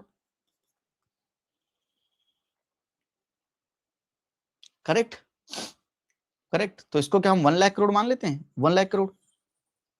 अगर 1 लाख करोड़ भी मान ले तो कितना अप्रॉक्स, बोलो भाई, अप्रॉक्स 3 लाख करोड़ की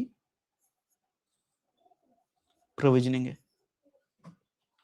एब्सोल्यूट डेटा में समझ में आ गया? तो अगर बैंकों का, शेड्यूल्ड कमर्शियल बैंकों का कितना नॉन परफॉर्मिंग एसेट है अभी ग्रॉस में? 4.18 लाख करोड़। पहले कितना था? पहले बहुत ज्यादा था ये। पहले कितना था? पहले बहुत ज्यादा था, ये 11.2 था। और 11.2% कितना होता है? मैं ऊपर कहीं पर बनाया होगा, यस, ये देखिए, पहले 11.2% था और उसके बाद धीरे धीरे ये कम हुआ। 2021 में ये 6.9% था। तो 2021 में अगर 6.9% निकालेंगे तो आएगा 8.3 लाख करोड़। 8.3 लाख करोड़ 2021 में हमारा ग्रॉस नॉन परफॉर्मिंग एसेट था। 2022 में ये 7.4 हुआ, 2025 में 4.2 लाख करोड़ हो गया है। तो धीरे धीरे 8 से हम 4 लाख करोड़ यानी आधा नॉन परफॉर्मिंग एसेट हमने रिकवर किया है। इस शेड्यूल कमर्शियल बैंक में पब्लिक सेक्टर बैंक का 6 लाख करोड़ था, प्राइवेट सेक्टर का 2 लाख करोड़ था। ऑलवेज आज भी अगर ये 4 लाख करोड़ है तो आज भी इसमें भी पब्लिक सेक्टर बैंक का non performing asset, gross non performing asset is greater than private sector banks. तो पब्लिक का, गवर्नमेंट का gross non performing asset is always greater than the private sector. ठीक है, तो आई होप ये data आपको clear है, ये चीजें आपको क्लियर है। चलिए, बहुत अच्छी बात है। इसी बात पे इकोनॉमिक सर्वे ने कहा था, 2023 के इकोनॉमिक सर्वे ने कहा था कि अगर हमको बैंकों के लोन्स को, बैंकों के नॉन परफॉर्मिंग एसेट के, बैंकों के नॉन परफॉर्मिंग एसेट की प्रॉब्लम को रिजॉल्व करना है तो हमें 4R अप्रोच लेनी पड़ेगी। और 4R क्या है?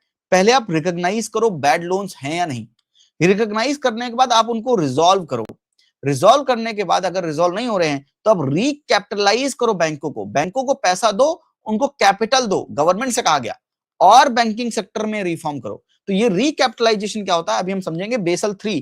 तो बेसल 3 हम पढ़ने जा रहे हैं, तो बेसल 3 से हमें ये समझ में आ जाएगा। लेकिन अभी आप एक चीज समझो, क्या बोला? 4R क्या है? पहला R है रिकॉग्नाइज, दूसरा R रिजॉल्व, रिजोल्यूशन, तीसरा रिकैपिटलाइज, चौथा रिफॉर्म। तो ये आप यूज कर सकते हैं मेंस के लिए, ये मेंस के लिए ज्यादा बेहतर है।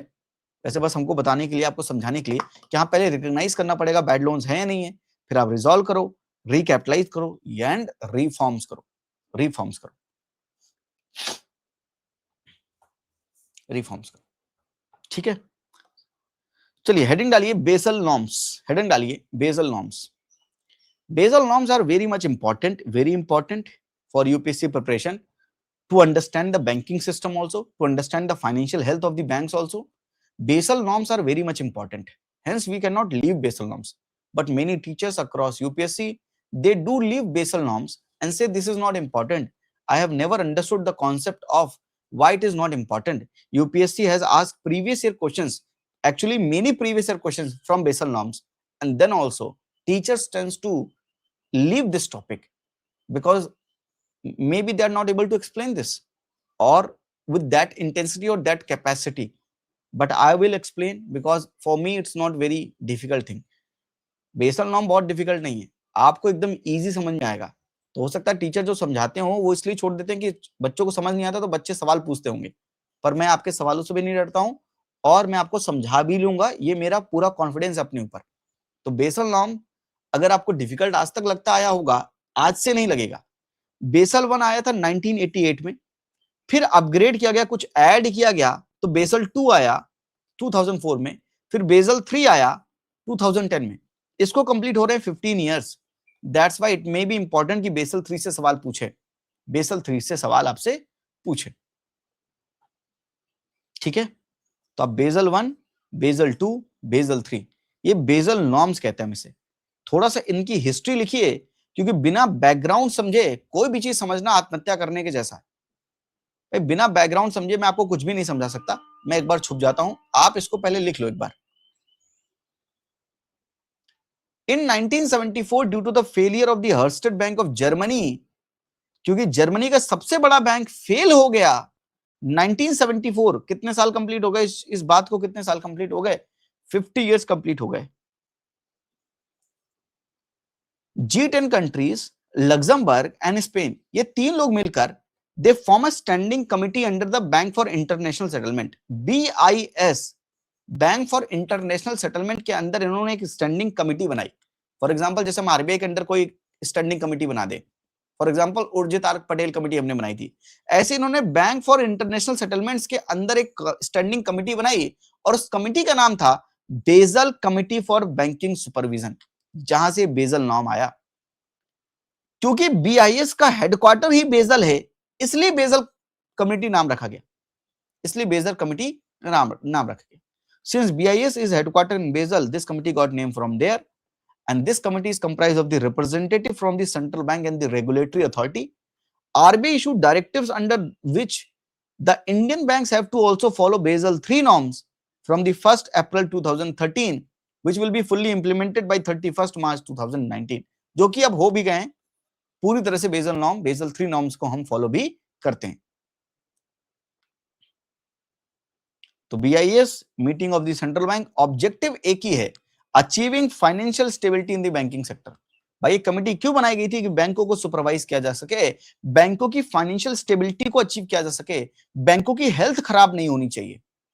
इसलिए 1974 में जब ये हुआ, उसके बाद इस कमेटी ने नॉर्म्स इश्यू किए। नॉर्म्स क्या होते हैं? गाइडलाइंस, कि भाई आपको ये करोगे तो आप फेलियर नहीं होगे, आपकी हेल्थ खराब नहीं होगी। फॉर एग्जाम्पल जब डॉक्टर्स आपको कहते हैं कि आप स्मोकिंग मत करो, अल्कोहल मत पियो, आप ड्रग्स मत लीजिए, आप रोज वॉकिंग कीजिए, आप रोज रनिंग कीजिए, आप जिम जाइए, आप अपना हेल्दी फूड खाइए, ये सब क्या है? ये सब नॉर्म्स हैं, ये सब नॉर्म्स हैं।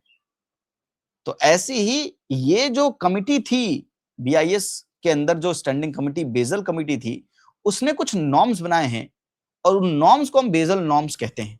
ये बेजल नॉर्म्स का सिर्फ एक ऑब्जेक्टिव है, ये financial stability in banking sector को अचीव करना, financial stability in banking sector को अचीव करना।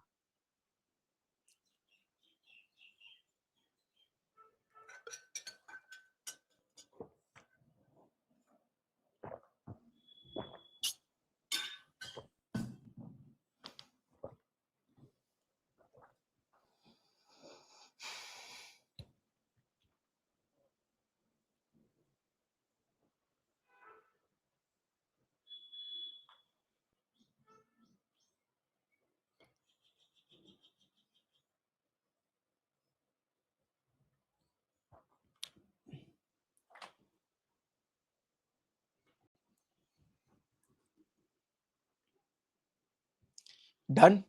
पक्का? प्रकट हो जाएं?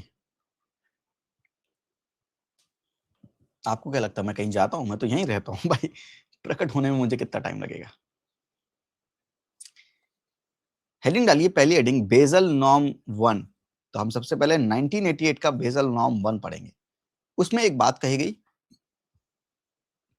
Every bank should have minimum capital requirements to cover credit risk, to cover credit risk. लिखिए, पहले लिख लीजिए एक बार, मैं समझा सब दूंगा, कोई दिक्कत वाली बात नहीं है। बेसल 1 थोड़ा आपको कॉम्प्लिकेटेड दिखेगा, शुरुआत में दिखेगा, पर है नहीं। मैं समझाऊंगा ना मैं क्यों हूं यहां पर। Basel 1 1988 norms, every bank should have minimum capital requirement. एक मिनिमम कैपिटल होना ही चाहिए क्रेडिट जो दिया है उसमें जो रिस्क आपने लिया है उसको कवर करने के लिए। कुछ साउंड कर रहा है आपसे, मतलब ऐसे कुछ साउंड कर रहा है। आरबीआई में हमने कुछ पढ़ा था, आरबीआई के लिए हमने कुछ पढ़ा था, कुछ पढ़ा था मिनिमम, कुछ तो पढ़ा था, मेरे को तो भूल गया। अब आप बताओ, रिकॉल नहीं हो रहा मेरे को, मेरी थोड़ी उम्र हो गई है। एनीबडी? एम, हिंट देता हूं, MRS। अब बताओ, MRS मिनिमम, बोलो बोलो सर। बिल्कुल Vishwanath, minimum reserve system, very good. जिसमें आरबीआई के पास अगर इतना पैसा होगा तो आरबीआई कितना भी पैसा छाप सकता है। मिनिमम कुछ होना चाहिए, वही सेम फीलिंग है। बेसल 1 ये कहता है कि पूरी दुनिया में जो भी बैंक हैं, सभी बैंकों के पास एक मिनिमम कैपिटल होनी चाहिए अपने रिस्क को। किस टाइप के रिस्क को? क्रेडिट रिस्क को। सर ये क्रेडिट रिस्क क्या होता है? अगर मैंने आपको लोन दिया, आप सब प्राइम बोरोवर हैं तो मेरा रिस्क ज्यादा है, आप प्राइम बोरोवर हैं तो मेरा रिस्क कम है। मैंने आपको होम लोन दिया, मुझे पता है घर से पैसा वापस पूरा आ जाएगा, घर बेच दूंगा पैसा वापस आ जाएगा। अगर ये आदमी पैसा वापस नहीं कर पाया, इसका घर बेच के पैसा ले आऊंगा, रिस्क कम है, रिस्क कम है। पर उसने अगर कार एज अ कोलेटरल रखा है तो रिस्क ज्यादा है। तो जब भी मैं कोई क्रेडिट देता हूं किसी को, उससे एसोसिएटेड एक रिस्क होता है जिसको हम बोलते हैं क्रेडिट रिस्क। सो इस क्रेडिट रिस्क को कवर करने के लिए मेरे पास कितनी मिनिमम कैपिटल होनी चाहिए, मिनिमम कैपिटल कितनी होनी चाहिए, उस हर एक बैंक को उतनी मिनिमम कैपिटल करना है। उस मिनिमम कैपिटल को बोलते हैं capital adequacy ratio, CAR, car हमारी, capital adequacy ratio. What is capital adequacy ratio? पहले आप लिखिए, total unimpaired capital fund divide by total risk weighted asset into 100। Total unimpaired capital fund divide by total risk weighted asset into 100। ये जिस bank का ये car जितना ज्यादा होगा, उस बैंक की हेल्थ उतनी बेटर होगी। तो this capital adequacy ratio checks soundness, stability, strength of a bank. हम इसको कभी कभी CAR ना बोलकर CRAR भी बोलते हैं। इसको बोलते हैं कैपिटल टू रिस्क, CRAR क्या था वो, capital to risk weighted assets, कुछ नाम भूल गया मेरे को, इसका फुल फॉर्म था CRAR का। कोई बता सकता है क्या? कभी कभी ब्रेन में ब्लैंक हो जाता हूं मैं भी। कैपिटल टू रिस्क वेटेड कुछ था, कैपिटल टू, एक बार आप चेक कर लो, I am sorry about it. CRAR, capital adequacy ratio, CAR को बोलते हैं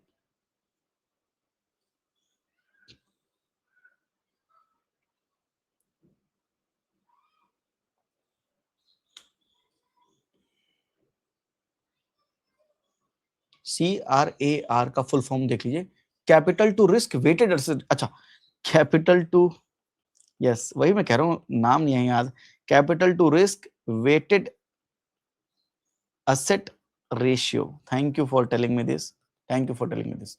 capital to risk, yes capital to risk weighted asset ratio, capital to risk weighted asset ratio, CRAR। ठीक है, thank you thank you thank you. तो capital adequacy ratio बोलिए या आप CRAR, capital to risk weighted asset ratio बोलिए, एक ही बात है। इसका मतलब क्या है? इसका मतलब होता है जिसका कार अच्छा होगा, जिसकी कार अच्छी होगी, उसका साउंडनेस, उसकी स्टेबिलिटी, उसकी स्ट्रेंथ अच्छी होगी। Which means, what is the significance of capital adequacy ratio? Significance is this. Significance of capital adequacy ratio is that it ensures stability, soundness, strength of any financial institution and ensure that it is able to withstand any withstand with reasonable degree of losses, withstand with reasonable degree of losses. अब यहां पर आपने total unimpaired capital fund लिखा था, इसका मतलब क्या है? Total unimpaired capital fund is equal to tier 1 plus tier 2 plus additional tier 1 capital. सही है, टीयर 1 टीयर 2 एडिशनल टीयर 1 हमने कभी देखा नहीं। आपने permanent capital, non permanent capital, semi permanent capital मैंने आपको पढ़ाया था, याद है? परमानेंट कैपिटल को ही टीयर 1 बोलते हैं, नॉन परमानेंट को ही टीयर 2 बोलते हैं, और सेमी परमानेंट को ही एडिशनल टीयर 1 बोलते हैं। और what is permanent, non permanent, semi permanent? Recall करो, कैपिटल 3 तरह की होती है। अगर आप शेयर होल्डर हैं, ओनर हैं, इक्विटी शेयर्स होल्ड कर रहे हैं, तो ये कैसी कैपिटल है? परमानेंट कैपिटल है। अगर आपने बॉन्ड इशू किए हैं और बॉन्ड नॉन कन्वर्टेबल बॉन्ड्स हैं, तो वो कैसा होगा? नॉन परमानेंट कैपिटल है। लेकिन अगर परमानेंट नॉन परमानेंट से परमानेंट कर सकते हो, यानी बॉन्ड को इक्विटी में चेंज कर सकते हो, तो आप नॉन परमानेंट को परमानेंट कर सकते हो, तो ये कैसा होगा? Semi permanent. तो कैपिटल एडिक्वेसी रेशियो में टोटल जो ऊपर है, जो कैपिटल है, वो क्या है भाई? Tier 1 capital plus tier 2 capital plus additional tier 1 capital. और ये total risk weighted asset ratio क्या है? टोटल रिस्क वेटेड एसेट्स क्या होगा? टोटल रिस्क वेटेड एसेट क्या होगा? सर हम कैसे निकालते हैं ये टोटल रिस्क? देखिए आप बात समझिए, मान लीजिए एक बैंक 100 करोड़ रुपए का लोन दे रहा है, उसमें 100 करोड़ रुपए के लोन में उसने 30 करोड़ रुपीस लोन गवर्नमेंट को दिए है, तो गवर्नमेंट के बॉन्ड में अगर इन्वेस्ट किया है तो 30 करोड़ रुपीस में रिस्क कितना है? 0%। कंपनी को 50 करोड़ रुपीस का लोन दिया है जिसमें रिस्क कितना है? 20% का। हाउस होल्ड्स को, हम जैसे लोगों को 20 करोड़ रुपीस का लोन दिया है, हम लोगों से कितना रिस्क है? उसको 50% का रिस्क है। तो फिर total risk weighted asset ratio कितना आएगा? कि भाई आपने 30 को 0 से मल्टीप्लाई किया, ये हम इसे कहते हैं वेटेड एवरेज निकालना, इसे हम बोलते हैं वेटेड एवरेज निकालना। वेटेड एवरेज निकालना कैसे निकालेंगे? आपने 30 करोड़ दिए 0% पे, तो 30 इंटू 0 प्लस 50 करोड़ दिए 20 में, तो 50 इंटू 20% प्लस 20 करोड़ दिया 50% में, तो 20 into 50 divide by 30 plus 50 plus 20 total amount. तो ये कितना निकल के आएगा? ये निकल के आएगा 20%। तो मतलब ऑन एन एवरेज तीनों में अगर निकालें तो तीनों में क्यूमुलेटिव कितना रिस्क है? 20% का रिस्क है, 20% का रिस्क है। तो नीचे क्या आएगा? नीचे आएगा टोटल रिस्क वेटेड एसेट्स, कितना आपने टोटल रिस्क लिया है, और ऊपर आएगा टोटल कैपिटल आपके पास कितना है, टोटल कैपिटल आपके पास कितना है। तो फॉर एग्जांपल अगर आपने रिस्क 100 करोड़ रुपीस का लिया है, तो अगर आपने लोन दिया है लेट्स से 1000 करोड़ का, और उसमें रिस्क है 10% क्यूमुलेटिव, तो total risk weighted asset ratio कितना आएगा? टोटल रिस्क कितना आएगा? 100 करोड़। तो 100 करोड़ आपने रिस्क लिया है और आपके पास कैपिटल लेट से 17 करोड़ है। 17 करोड़ में हो सकता है 7 करोड़ आपका टीयर 1 हो, आपका लेट से 5 करोड़ या 6 करोड़ टीयर 2 हो, एंड 7 से 13 4 करोड़ एडिशनल टीयर 1 हो। तो बैंक के पास 17 करोड़ रुपीस हैं, अनइम्पेयर्ड कैपिटल फंड 17 करोड़ का है, बैंक ने रिस्क कितना लिया है? 100 करोड़ का। तो रिस्क के सामने कैपिटल कितनी है? 17 करोड़ की। तो अगर इसको मैं 100 से मल्टीप्लाई कर दूंगा तो मेरा कैपिटल एडिक्वेसी रेशियो कितना आ जाएगा? 17%। 17%। तो अगर मेरा कैपिटल एडिक्वेसी रेशियो 17% है, इसका मतलब क्या है कि 100 रुपए का रिस्क लेने के लिए बैंक के पास 17 रुपीस की कैपिटल होनी चाहिए। 100 रुपीस लोन में देने के लिए, 100 रुपीस लोन का रिस्क लेने के लिए, आप अगर 100 रुपीस का रिस्क ले रहे हो, लोन ज्यादा दे रहे हो, पर उस लोन में मान लीजिए आप 1000 करोड़ का लोन दे रहे हो, तो लोन तो ज्यादा दे रहे हो, पर उस लोन को देने में 10% का रिस्क है, मतलब 100 करोड़ का ही तो रिस्क हुआ। तो अगर आप 100 रुपीस का रिस्क ले रहे हैं, कैसा रिस्क है ये? क्रेडिट का रिस्क है। कैसा रिस्क है? क्रेडिट का रिस्क है। तो अगर 100 रुपीस क्रेडिट का रिस्क लेते हैं तो आपके पास, बैंक के पास कैपिटल कितनी है? 17 रुपीस की कैपिटल है। तो बैंक का कैपिटल एडिक्वेसी रेशियो कितना है? 17% है। अच्छा, ये बढ़ के अगर 25% हो जाए तो क्या खराब हो गया? इट इज गुड और इट इज बैड? अगर आपकी कार कैपिटल एडिक्वेसी रेशियो बढ़कर 17 से 25% हो जाए, इट इज गुड और bad? Sir it is good. 100 rupees के रिस्क के लिए बैंक के पास 25 रुपीज हैं, सो इट इज बेटर ना, इट इज बेटर। तो जितना बैंक का कैपिटल एडिक्वेसी रेशियो उतना अच्छा होगा, उतना बेहतर होगा। क्यों होगा सर बेहतर? क्योंकि अगर कल के दिन बैंक ने डिफॉल्ट किया, बैंक ने डिफॉल्ट किया मतलब बैंक ने जो बोरोवर्स थे उन बोरोवर्स ने डिफॉल्ट किया और बैंक का नॉन परफॉर्मिंग असेट बनेगा, तो बैंक के पास कैपिटल होगी, बैंक के पास कैपिटल होगी कि लास्ट में बैंक अपने आप को खुद को बेचकर भी पैसा वापस कर सकता है डिपॉजिटर का। तो बैंक के पास कैपिटल होगी, वो खुद को बेचने के बाद भी अपना पैसा डिपॉजिटर को वापस कर सकता है।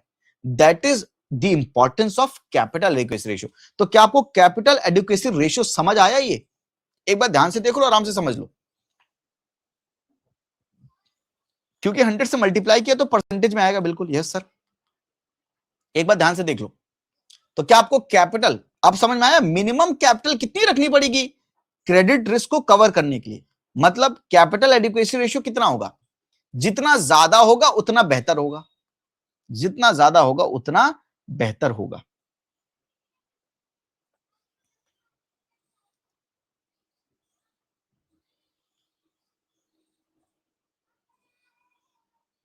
ठीक है,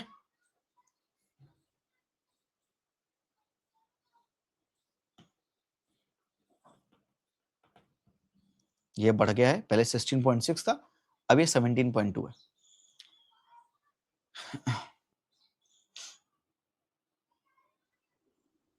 सर एक क्वेश्चन है, 10% ऑन अ क्रेडिट जितना दिया है उस पर 17%। हाँ, मतलब आप एक बात समझो, एक बैंक है, मान लीजिए उसने दिया 1000 करोड़ रुपीस का लोन। इस लोन में कितना रिस्क है?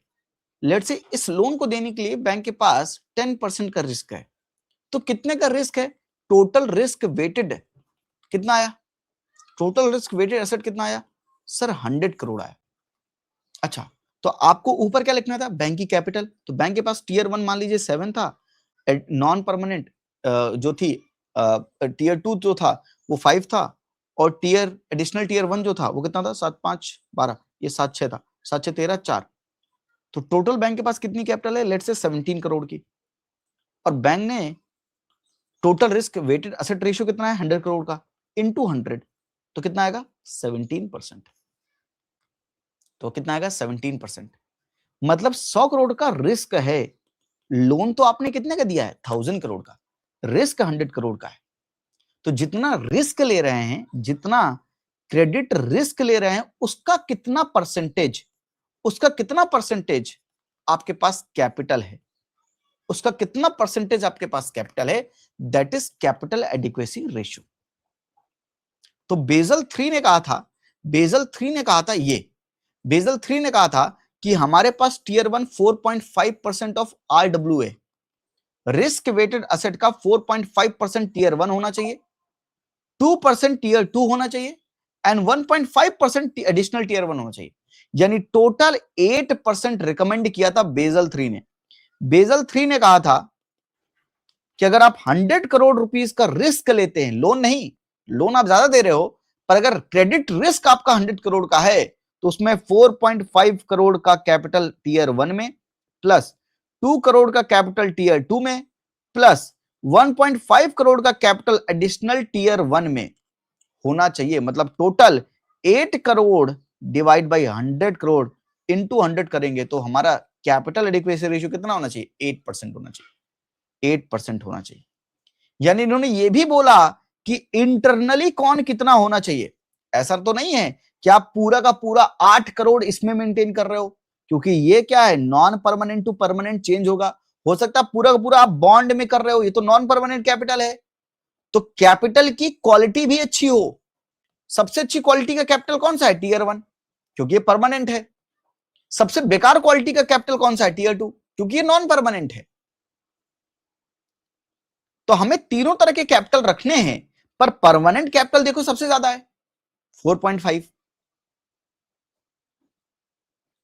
2% क्या है? नॉन परमानेंट, और जो कन्वर्ट हो सकता है वो कितना है? 1.5। लेकिन हमारे आरबीआई ने कहा, अरे हम इंडियंस हैं, 8% से हमारा फाइनेंशियल हेल्थ नहीं चेक होगा, हमें और मेंटेन करना है, तो आरबीआई ने कहा कि 4.5 नहीं 5.5% एक्स्ट्रा, 1% एक्स्ट्रा, 2%, 1.5%। और आरबीआई ने बोला कि हमको एक्स्ट्रा बफर लेके चलना पड़ेगा, बफर बनाना पड़ेगा, जिसे हम बोलते हैं कैपिटल कंजर्वेशन बफर। आगे पढ़ेंगे, अभी बेसल 3 में भी ये सब दोबारा पढ़ेंगे। तो कैपिटल कंजर्वेशन बफर 2.5% का मतलब हमको एक्स्ट्रा मेंटेन करना पड़ेगा। तो आरबीआई कहता है सतर्क रहें, सावधान रहें, और अगर पूरी दुनिया में सभी को बेसल 3 के हिसाब से 8% मेंटेन करना है, 8% कैपिटल एडिक्वेसी रेशियो होना चाहिए, तो आरबीआई के हिसाब से 11.5% होना चाहिए। And currently our bank is maintaining 17.2%। तो क्या आरबीआई की गाइडलाइंस को बैंक्स फॉलो कर रहे हैं? बिल्कुल। क्या 17.2% ये बता रहा है हम सबको कि हमारा बैंकिंग सिस्टम रिजिलियंट है? हमारा बैंकिंग सिस्टम रिजिलियंट है। 17.2% का मतलब क्या है? 100 करोड़ के क्रेडिट रिस्क को कवर करने के लिए हमारे बैंकों के पास 17 करोड़ रुपीस की कैपिटल है, जिसमें मिनिमम 5.5 करोड़ टीयर 1 होगा, 2 करोड़ टीयर 2 होगा, 1.5 करोड़ एडिशनल टीयर 1 होगा, and 2.5 crore capital conservation buffer होगा। तो 11.5% तो मेंटेन करेंगे ही करेंगे मिनिमम, एक्स्ट्रा भी कर रहे हैं हम, एक्स्ट्रा भी कर रहे हैं। क्या आपको कैपिटल एडिक्वेसी रेशियो समझ आया आज? क्या बहुत बड़ी बात है, और इससे दिमाग भी खुलता है कि हाँ यार, क्रेडिट रिस्क जितना है उसके बिहाफ पर कुछ कैपिटल रखना बहुत जरूरी भी है, उसके बिहाफ पर कुछ कैपिटल रखना जरूरी भी है। और ये 17.2% कौन बोलता है? मैं नहीं, इकोनॉमिक सर्वे 2025-26 ये बात बोलता है। इकोनॉमिक सर्वे 2025-26 से बात बोलता है लेटेस्ट, कि हमारा कैपिटल एडिक्वेसी रेशियो या CRAR, capital to risk weighted asset ratio, capital to risk weighted asset ratio हमारा 17.2% है। पहले कितना था? पहले 12-13% का अप्रॉक्स था। तो मार्च 2015 में 13% का अप्रॉक्स था शेड्यूल कमर्शियल बैंक का, अब चेंज होकर कितना हो गया? बढ़ते बढ़ते बढ़ते बढ़ते 17.2% हो गया है। विच मीन्स हमारा बैंकों का हेल्थ, बैंकों की हेल्थ इंक्रीज हो रही है, बैंकों का रेजिलियंस बढ़ रहा है, बैंकों की कैपेसिटी ऑफ लेंडिंग बढ़ रही है, बैंकों का रिस्क जो है कम है। यस और नो? यस और नो? एक ही डायग्राम में CRAR, gross NPA, net NPA सब बना हुआ है। कितना बेहतरीन ग्राफ है। तो इकोनॉमिक सर्वे ऐसे ग्राफ देता है, मजे आ जाते हैं देखकर भी। यस, चलिए, तो हमको एक चीज समझ में आई है, कैपिटल एडिक्वेसी रेशियो समझ में आया। अच्छा, एक तरह के बॉन्ड्स होते हैं जिसको हम बोलते हैं AT1 बॉन्ड्स। हमने बॉन्ड का कॉन्सेप्ट समझा। ये AT1 बॉन्ड्स क्या है? Additional tier 1 bonds. Additional tier 1 AT1 bonds किसे कहते हैं? देखिए, हर एक बॉन्ड में एक बॉन्ड प्राइस होगा, बॉन्ड का इंटरेस्ट रेट होगा, बॉन्ड का पीरियड होता है। लेकिन 81 बॉन्ड्स का पीरियड इन्फिनिटी होता है। मतलब कभी भी इन बॉन्ड्स को आप वापस लेके जाके ये नहीं कह सकते हो कि लाओ मेरा 108 रुपए निकालो। 81 बॉन्ड्स आर दोज बॉन्ड्स जिसका पीरियड इन्फिनिटी होता है। मतलब वो बॉन्ड आप वापस ले जाके ये नहीं बोल सकते हो कि मेरा पैसा दो। तो सर फिर कोई पैसा क्यों देगा? क्योंकि इस बॉन्ड में कोई भी प्रिंसिपल रिटर्न नहीं होता है। रिटर्न होता है तो सिर्फ इंटरेस्ट। हर साल आपको 8 रुपए मिलेंगे, और आपको अनगिनत सालों तक, 100 साल जियो तो 100 साल तक आपको 8-8 रुपए हर साल मिलता रहेगा, तो आपको 800 रुपए मिलेंगे। मतलब इसमें रिस्क ज्यादा है कि आपको प्रिंसिपल नहीं मिलेगा, लेकिन इसमें इंटरेस्ट इनफाइनाइट टाइम तक मिलेगा। तो लोग इसमें इन्वेस्ट क्यों करेंगे 81 बॉन्ड्स पर? क्योंकि इस बॉन्ड की मैच्योरिटी नहीं होती है, आप इसको वापस जाके दे नहीं सकते हो। ये दे नहीं सकते हो मतलब प्रिंसिपल वापस नहीं मिलेगा आपको कभी। लेकिन ये बॉन्ड परचेज करने के बाद आपको इनफाइनाइट टाइम तक, क्योंकि मैच्योरिटी क्या इनफाइनाइट है, इनफाइनाइट टाइम तक आपको 8% के हिसाब से इंटरेस्ट मिलता रहेगा। तो मतलब 12 साल तक आपको, 12 ईयर्स तक, 12×96 96, तो अप्रोक्स 13 ईयर्स लग जाएंगे इसका प्रिंसिपल वापस करने में। बट आफ्टर 13 ईयर्स जो पैसा मिलता रहेगा, उससे आपका मेच्योरिटी, उससे आपका मतलब रिटर्न बहुत ज्यादा बन जाएगा। इसलिए रिस्क ज्यादा है पर रिटर्न भी ज्यादा है। हाँ, इनको कभी कभी ऐसा होता है कि बैंक अगर ये इश्यू कर रहे हैं 81 बॉन्ड्स, तो बैंक बाय बैक कर लेते हैं। बाय बैक मतलब कि अच्छा इनका पीरियड इन्फिनिटी है, मैच्योरिटी नहीं है, पर बैंक खुद से कह देता है कि चलो ठीक है मेरे बॉन्ड्स वापस कर दो, मैं पैसा वापस कर दूंगा तुम्हारे।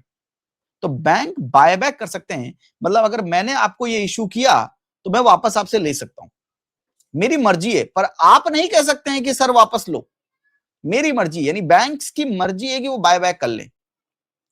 अगर बैंक लॉसेस कर रहा है तो बैंक इनको राइट ऑफ भी कर सकता है, बैंक अपनी बैलेंस शीट से बाहर निकाल सकता है, बैंक इसको इक्विटी में कन्वर्ट कर सकता है, जितना रुपए आपने दिया है उतना ही आपको इक्विटी दे दे, या बैंक राइट ऑफ कर देगा। राइट ऑफ कर देगा तो फिर आपको पैसा इंटरेस्ट का मिलना बंद हो जाएगा, क्योंकि बैंक ने राइट ऑफ कर दिया।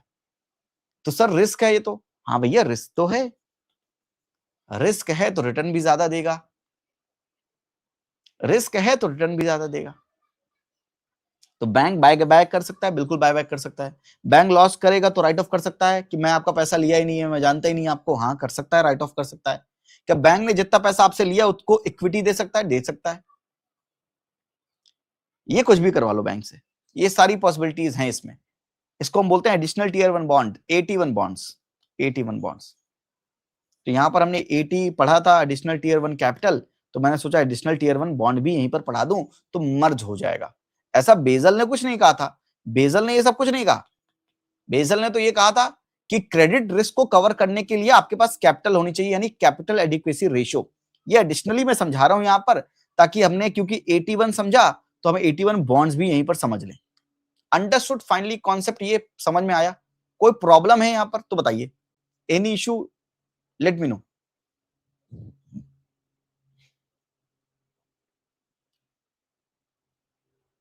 No issue. चलिए, तो फिर बेजल 2 के पास चलते हैं। बेजल 1 ने सिर्फ ये कहा था कि आपका एक टाइप का रिस्क है क्रेडिट रिस्क, उसके लिए कितना कैपिटल मेंटेन करें।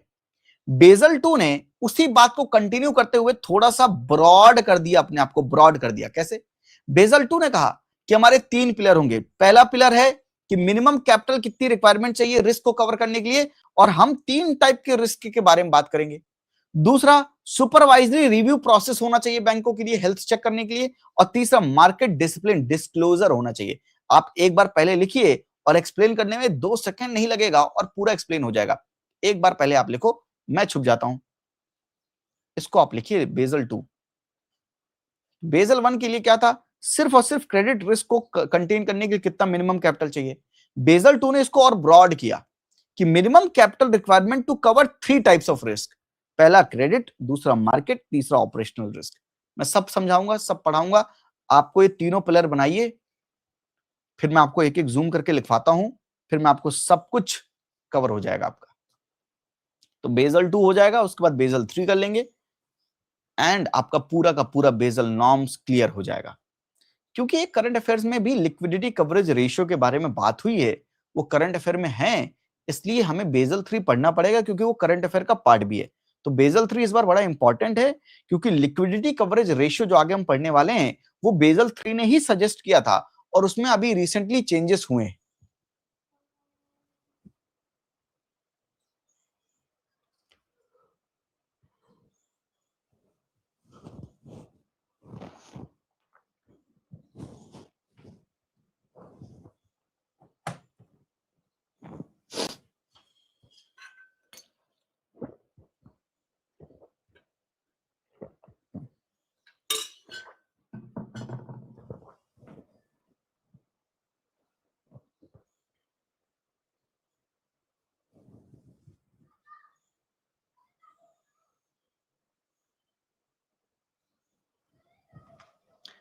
पहला है minimum capital requirement to cover 3 types of risk.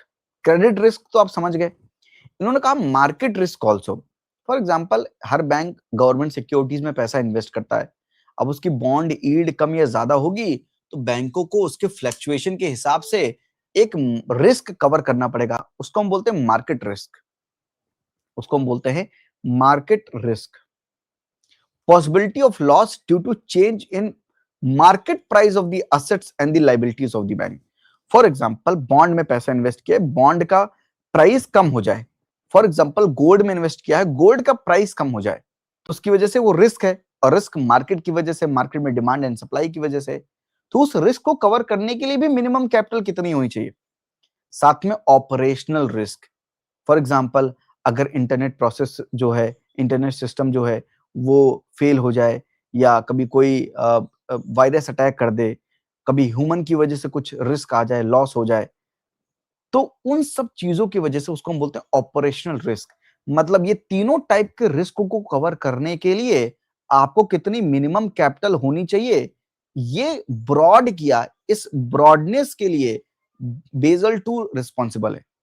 इस ब्रॉडनेस के लिए बेसल टू रिस्पॉन्सिबल है। समझ में आ रहा है यहां तक? मैं प्रकट हो जाता हूं, साइड में जगह है तो मैं आ जाता हूं।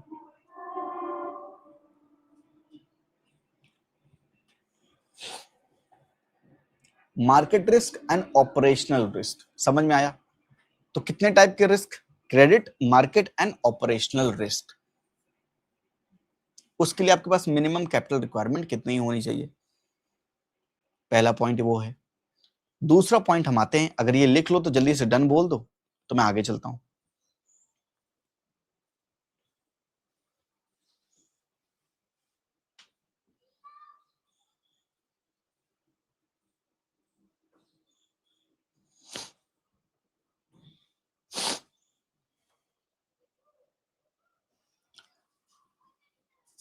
Done, very good.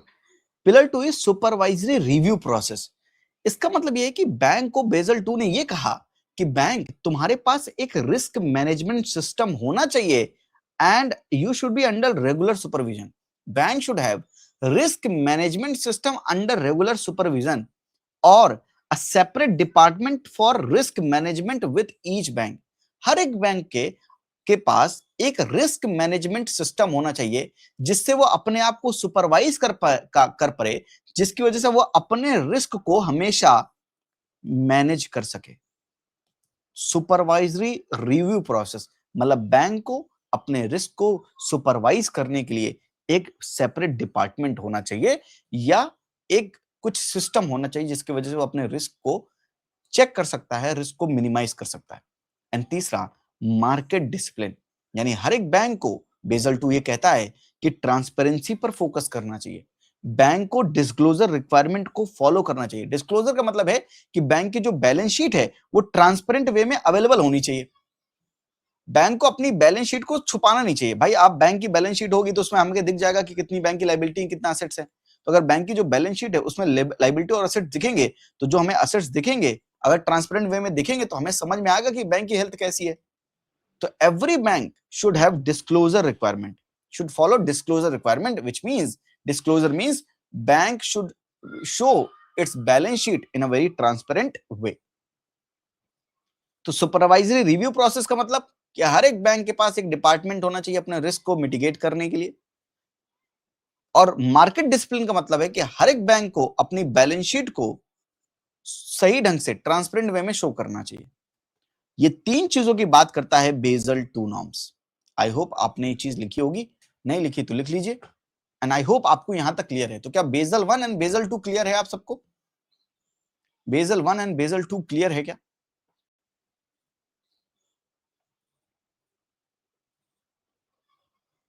एक बार हो जाए तो डन लिखिएगा please.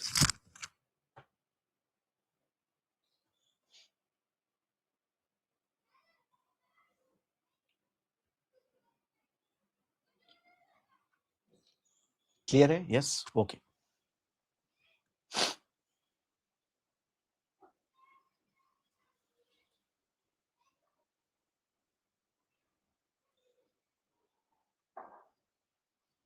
Done done done, okay. अब आते हैं बेसल 3 पर। तो बेसल 3 को समझने से पहले थोड़ा सा हमें बैकग्राउंड समझना पड़ेगा। थोड़ा सा हमें बैकग्राउंड समझना पड़ेगा। और बैकग्राउंड आज मैं समझा देता हूं, आज मैं बैकग्राउंड समझा देता हूं।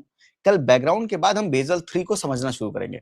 तो देखिए बैकग्राउंड क्या है कि 2008 में सब प्राइम क्राइसिस आई थी यूएस में। सब प्राइम क्राइसिस मतलब कि यूएस के जो बैंक थे उन्होंने सब प्राइम बोरोवर्स को खूब ढेर सारे लोन दिए थे और वो पैसा वापस नहीं आया, जिसकी वजह से वहां पर एक क्राइसिस शुरू हो गई, बैंक्स कोलैप्स करना शुरू हो गए। तो यूएस में जो सब प्राइम क्राइसिस आई थी 2008 में, जिसको हम बाद में कहते थे ग्लोबल फाइनेंशियल क्राइसिस, क्योंकि वो यूएस से स्टार्ट तो हुई पर पूरी दुनिया में फैल गई, इसलिए हम उसको बोलते हैं ग्लोबल फाइनेंस रिलेटेड है, पैसे रिलेटेड है, तो global financial crisis. Subprime means loans given by USA banks to subprime borrowers. Subprime borrowers.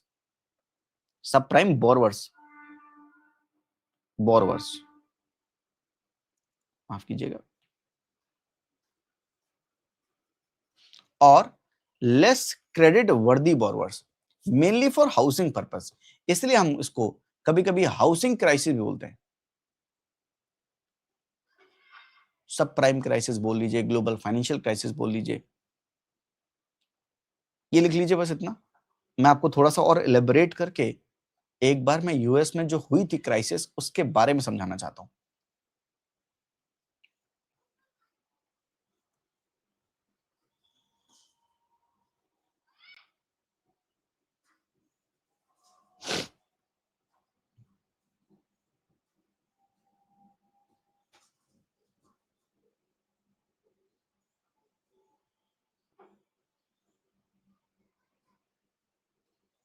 Yes, अगर मैं थोड़ा सा जूम करूं और ध्यान से आप समझें, एक समय पर ध्यान समझिएगा, एक समय पर यूएस में हाउसेस की बहुत डिमांड थी, घरों की बहुत डिमांड थी. घरों की डिमांड होने की वजह से डिमांड ज्यादा होगी, सप्लाई कम होगी, तो हाउसेस के प्राइस ज्यादा होंगे. तो अगर मैं क्या काम करूं, मैं बैंकों के पास जाऊं, बैंकों से लोन लेकर आऊं और मैं घर बनवाता हूं. लेट्स से मैंने घर बनवाया 2 करोड़ रुपए में, और क्योंकि हाउसेस प्राइसेस बहुत अच्छे मिल रहे थे, तो 2 करोड़ में बनवाने के बाद मैं इसको अगर सेल कर दूं 5 करोड़ रुपए में, तो मुझे 3 करोड़ रुपए का फायदा हो जाएगा.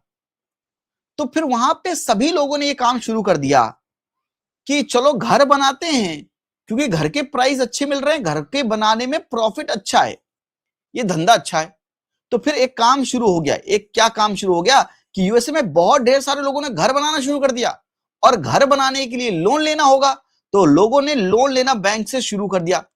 शुरुआत में बैंकों ने खूब लोन दिए, लेकिन शुरुआत में लोगों ने जो लोन लिए वो प्राइम बोरवर्स थे. तो बैंकों ने शुरुआत में खूब ढेर सारा चेक किया कि किस तरह के बोरवर हैं, और देखा अच्छे बोरवर हैं, प्राइम बोरवर हैं, तो शुरुआत में प्राइम बोरवर को लोन दे रहे थे. लेकिन एक समय के बाद बैंक ही भी बड़ा लालची हो गया, और जब सब प्राइम बोरवर्स भी लोन लेने के लिए आने लगे, तो बैंकों ने इनके ऊपर इतना ध्यान न देते हुए ये सोचा, क्योंकि हाउसेस के प्राइस बढ़ रहे हैं, तो जाहिर सी बात है ये लोग भी पैसा वापस कर देंगे. और इसीलिए इन बैंकों ने इन सब प्राइम बोरवर को भी लोन देना शुरू कर दिया. लेकिन जब इतने ढेर सारे लोग घर बनाएंगे, तो जाहिर सी बात है डिमांड उतनी है, और सप्लाई बढ़ जाए बहुत तेजी से. क्यों बढ़ जाएगी सप्लाई? क्योंकि बहुत लोग घर बनाएंगे तो सप्लाई बढ़ जाएगी, और धीरे धीरे डिमांड तो खत्म होगी, सबको घर मिलते जाएंगे तो डिमांड कम होगी. और जैसे ही ऐसा हुआ कि सप्लाई बढ़ी और डिमांड उतनी नहीं बढ़ी, प्राइस कम हो गए. और जब घर के प्राइस कम हो गए, तो जिन्होंने लोन लिया था कि हम जब प्रॉफिट बनाएंगे बैंकों का पैसा वापस कर देंगे, इन सबको लॉस हो गया. और जैसे इन सबको लॉस हुआ, क्योंकि ये सब प्राइम बोरवर्स थे, इनका जैसे ही लॉस हुआ, बैंकों का नॉन परफॉर्मिंग एसेट जंप कर गया. बैंकों का नॉन परफॉर्मिंग एसेट जंप कर गया. जैसे ही बैंकों का नॉन परफॉर्मिंग एसेट जंप कर गया, बैंक कोलैप्स होना शुरू हो गए. बैंक्स कोलैप्स होना शुरू कर गए. लेकिन बैंकों के पास इतना ढेर सारा पैसा आया कहां से? बैंक क्या कर रहे थे, एक चीज और समझने वाली है. बैंक क्या कर रहे थे, जो इन्वेस्टमेंट बैंकर्स होते हैं, जो अपना पैसा बैंकों को देते हैं ताकि वो लेंड कर सकें, और बैंक उनको फिर रिटर्न देते हैं पैसा, ऐसे investor bank, for example Lehman brother करके वहां पर एक नाम था, जो बैंकों को पैसा दिया करता था. बैंकों ने उनसे बहुत ढेर सारे पैसे ले रखे थे, और वही पैसे लेकर इनको लेंड कर रहे थे. और ये लेहमान ब्रदर के पास कहां से पैसा आ रहा था? क्योंकि वहां पर बहुत ढेर सारे यूएस में ऐसे लोग थे, इन्वेस्टर थे, जो अपना पैसा इन्वेस्ट करना चाह रहे थे हाउसेस में. तो उन्होंने क्या किया, उन सभी लोगों ने अपना पैसा इन्वेस्टमेंट बैंकर को दिया, इन्वेस्टर बैंकर ने अपना पैसा बैंक को दिया, बैंक ने वो पैसा बोरवर्स को दिया, सब प्राइम बोरवर्स को दिया. और जब सब प्राइम बोरवर्स पैसा वापस नहीं कर पाए, तो सबसे पहले बैंक डूबे, क्योंकि बैंकों ने इनसे पैसा ले रखा था, तो फिर ये डूबे, और इन्होंने पैसा लेकर रखा था इन्वेस्टर से, तो ये डूब गए. जब सब डूब गए, तो एक क्राइसिस शुरू हो गई, हाउसिंग फाइनेंशियल क्राइसिस. और ये क्राइसिस धीरे धीरे ग्लोबली बढ़ती गई और ग्लोबल फाइनेंशियल क्राइसिस बन जाएगी. तो ये क्राइसिस क्यों हुई? बिकॉज बैंकिंग सिस्टम फेल हो गया. बैंकिंग सिस्टम फेल हो गया. तो फिर बेजल ने ये सोचा, तो बैंक फॉर इंटरनेशनल सेटलमेंट में यही बात हुई थी कि हस्टेड बैंक ऑफ जर्मनी जब फेल हुआ था तो हमने बेजल नॉर्म्स बनाए, और बेजल नॉर्म 1 आया 1988 में, दूसरा आया 2004 में।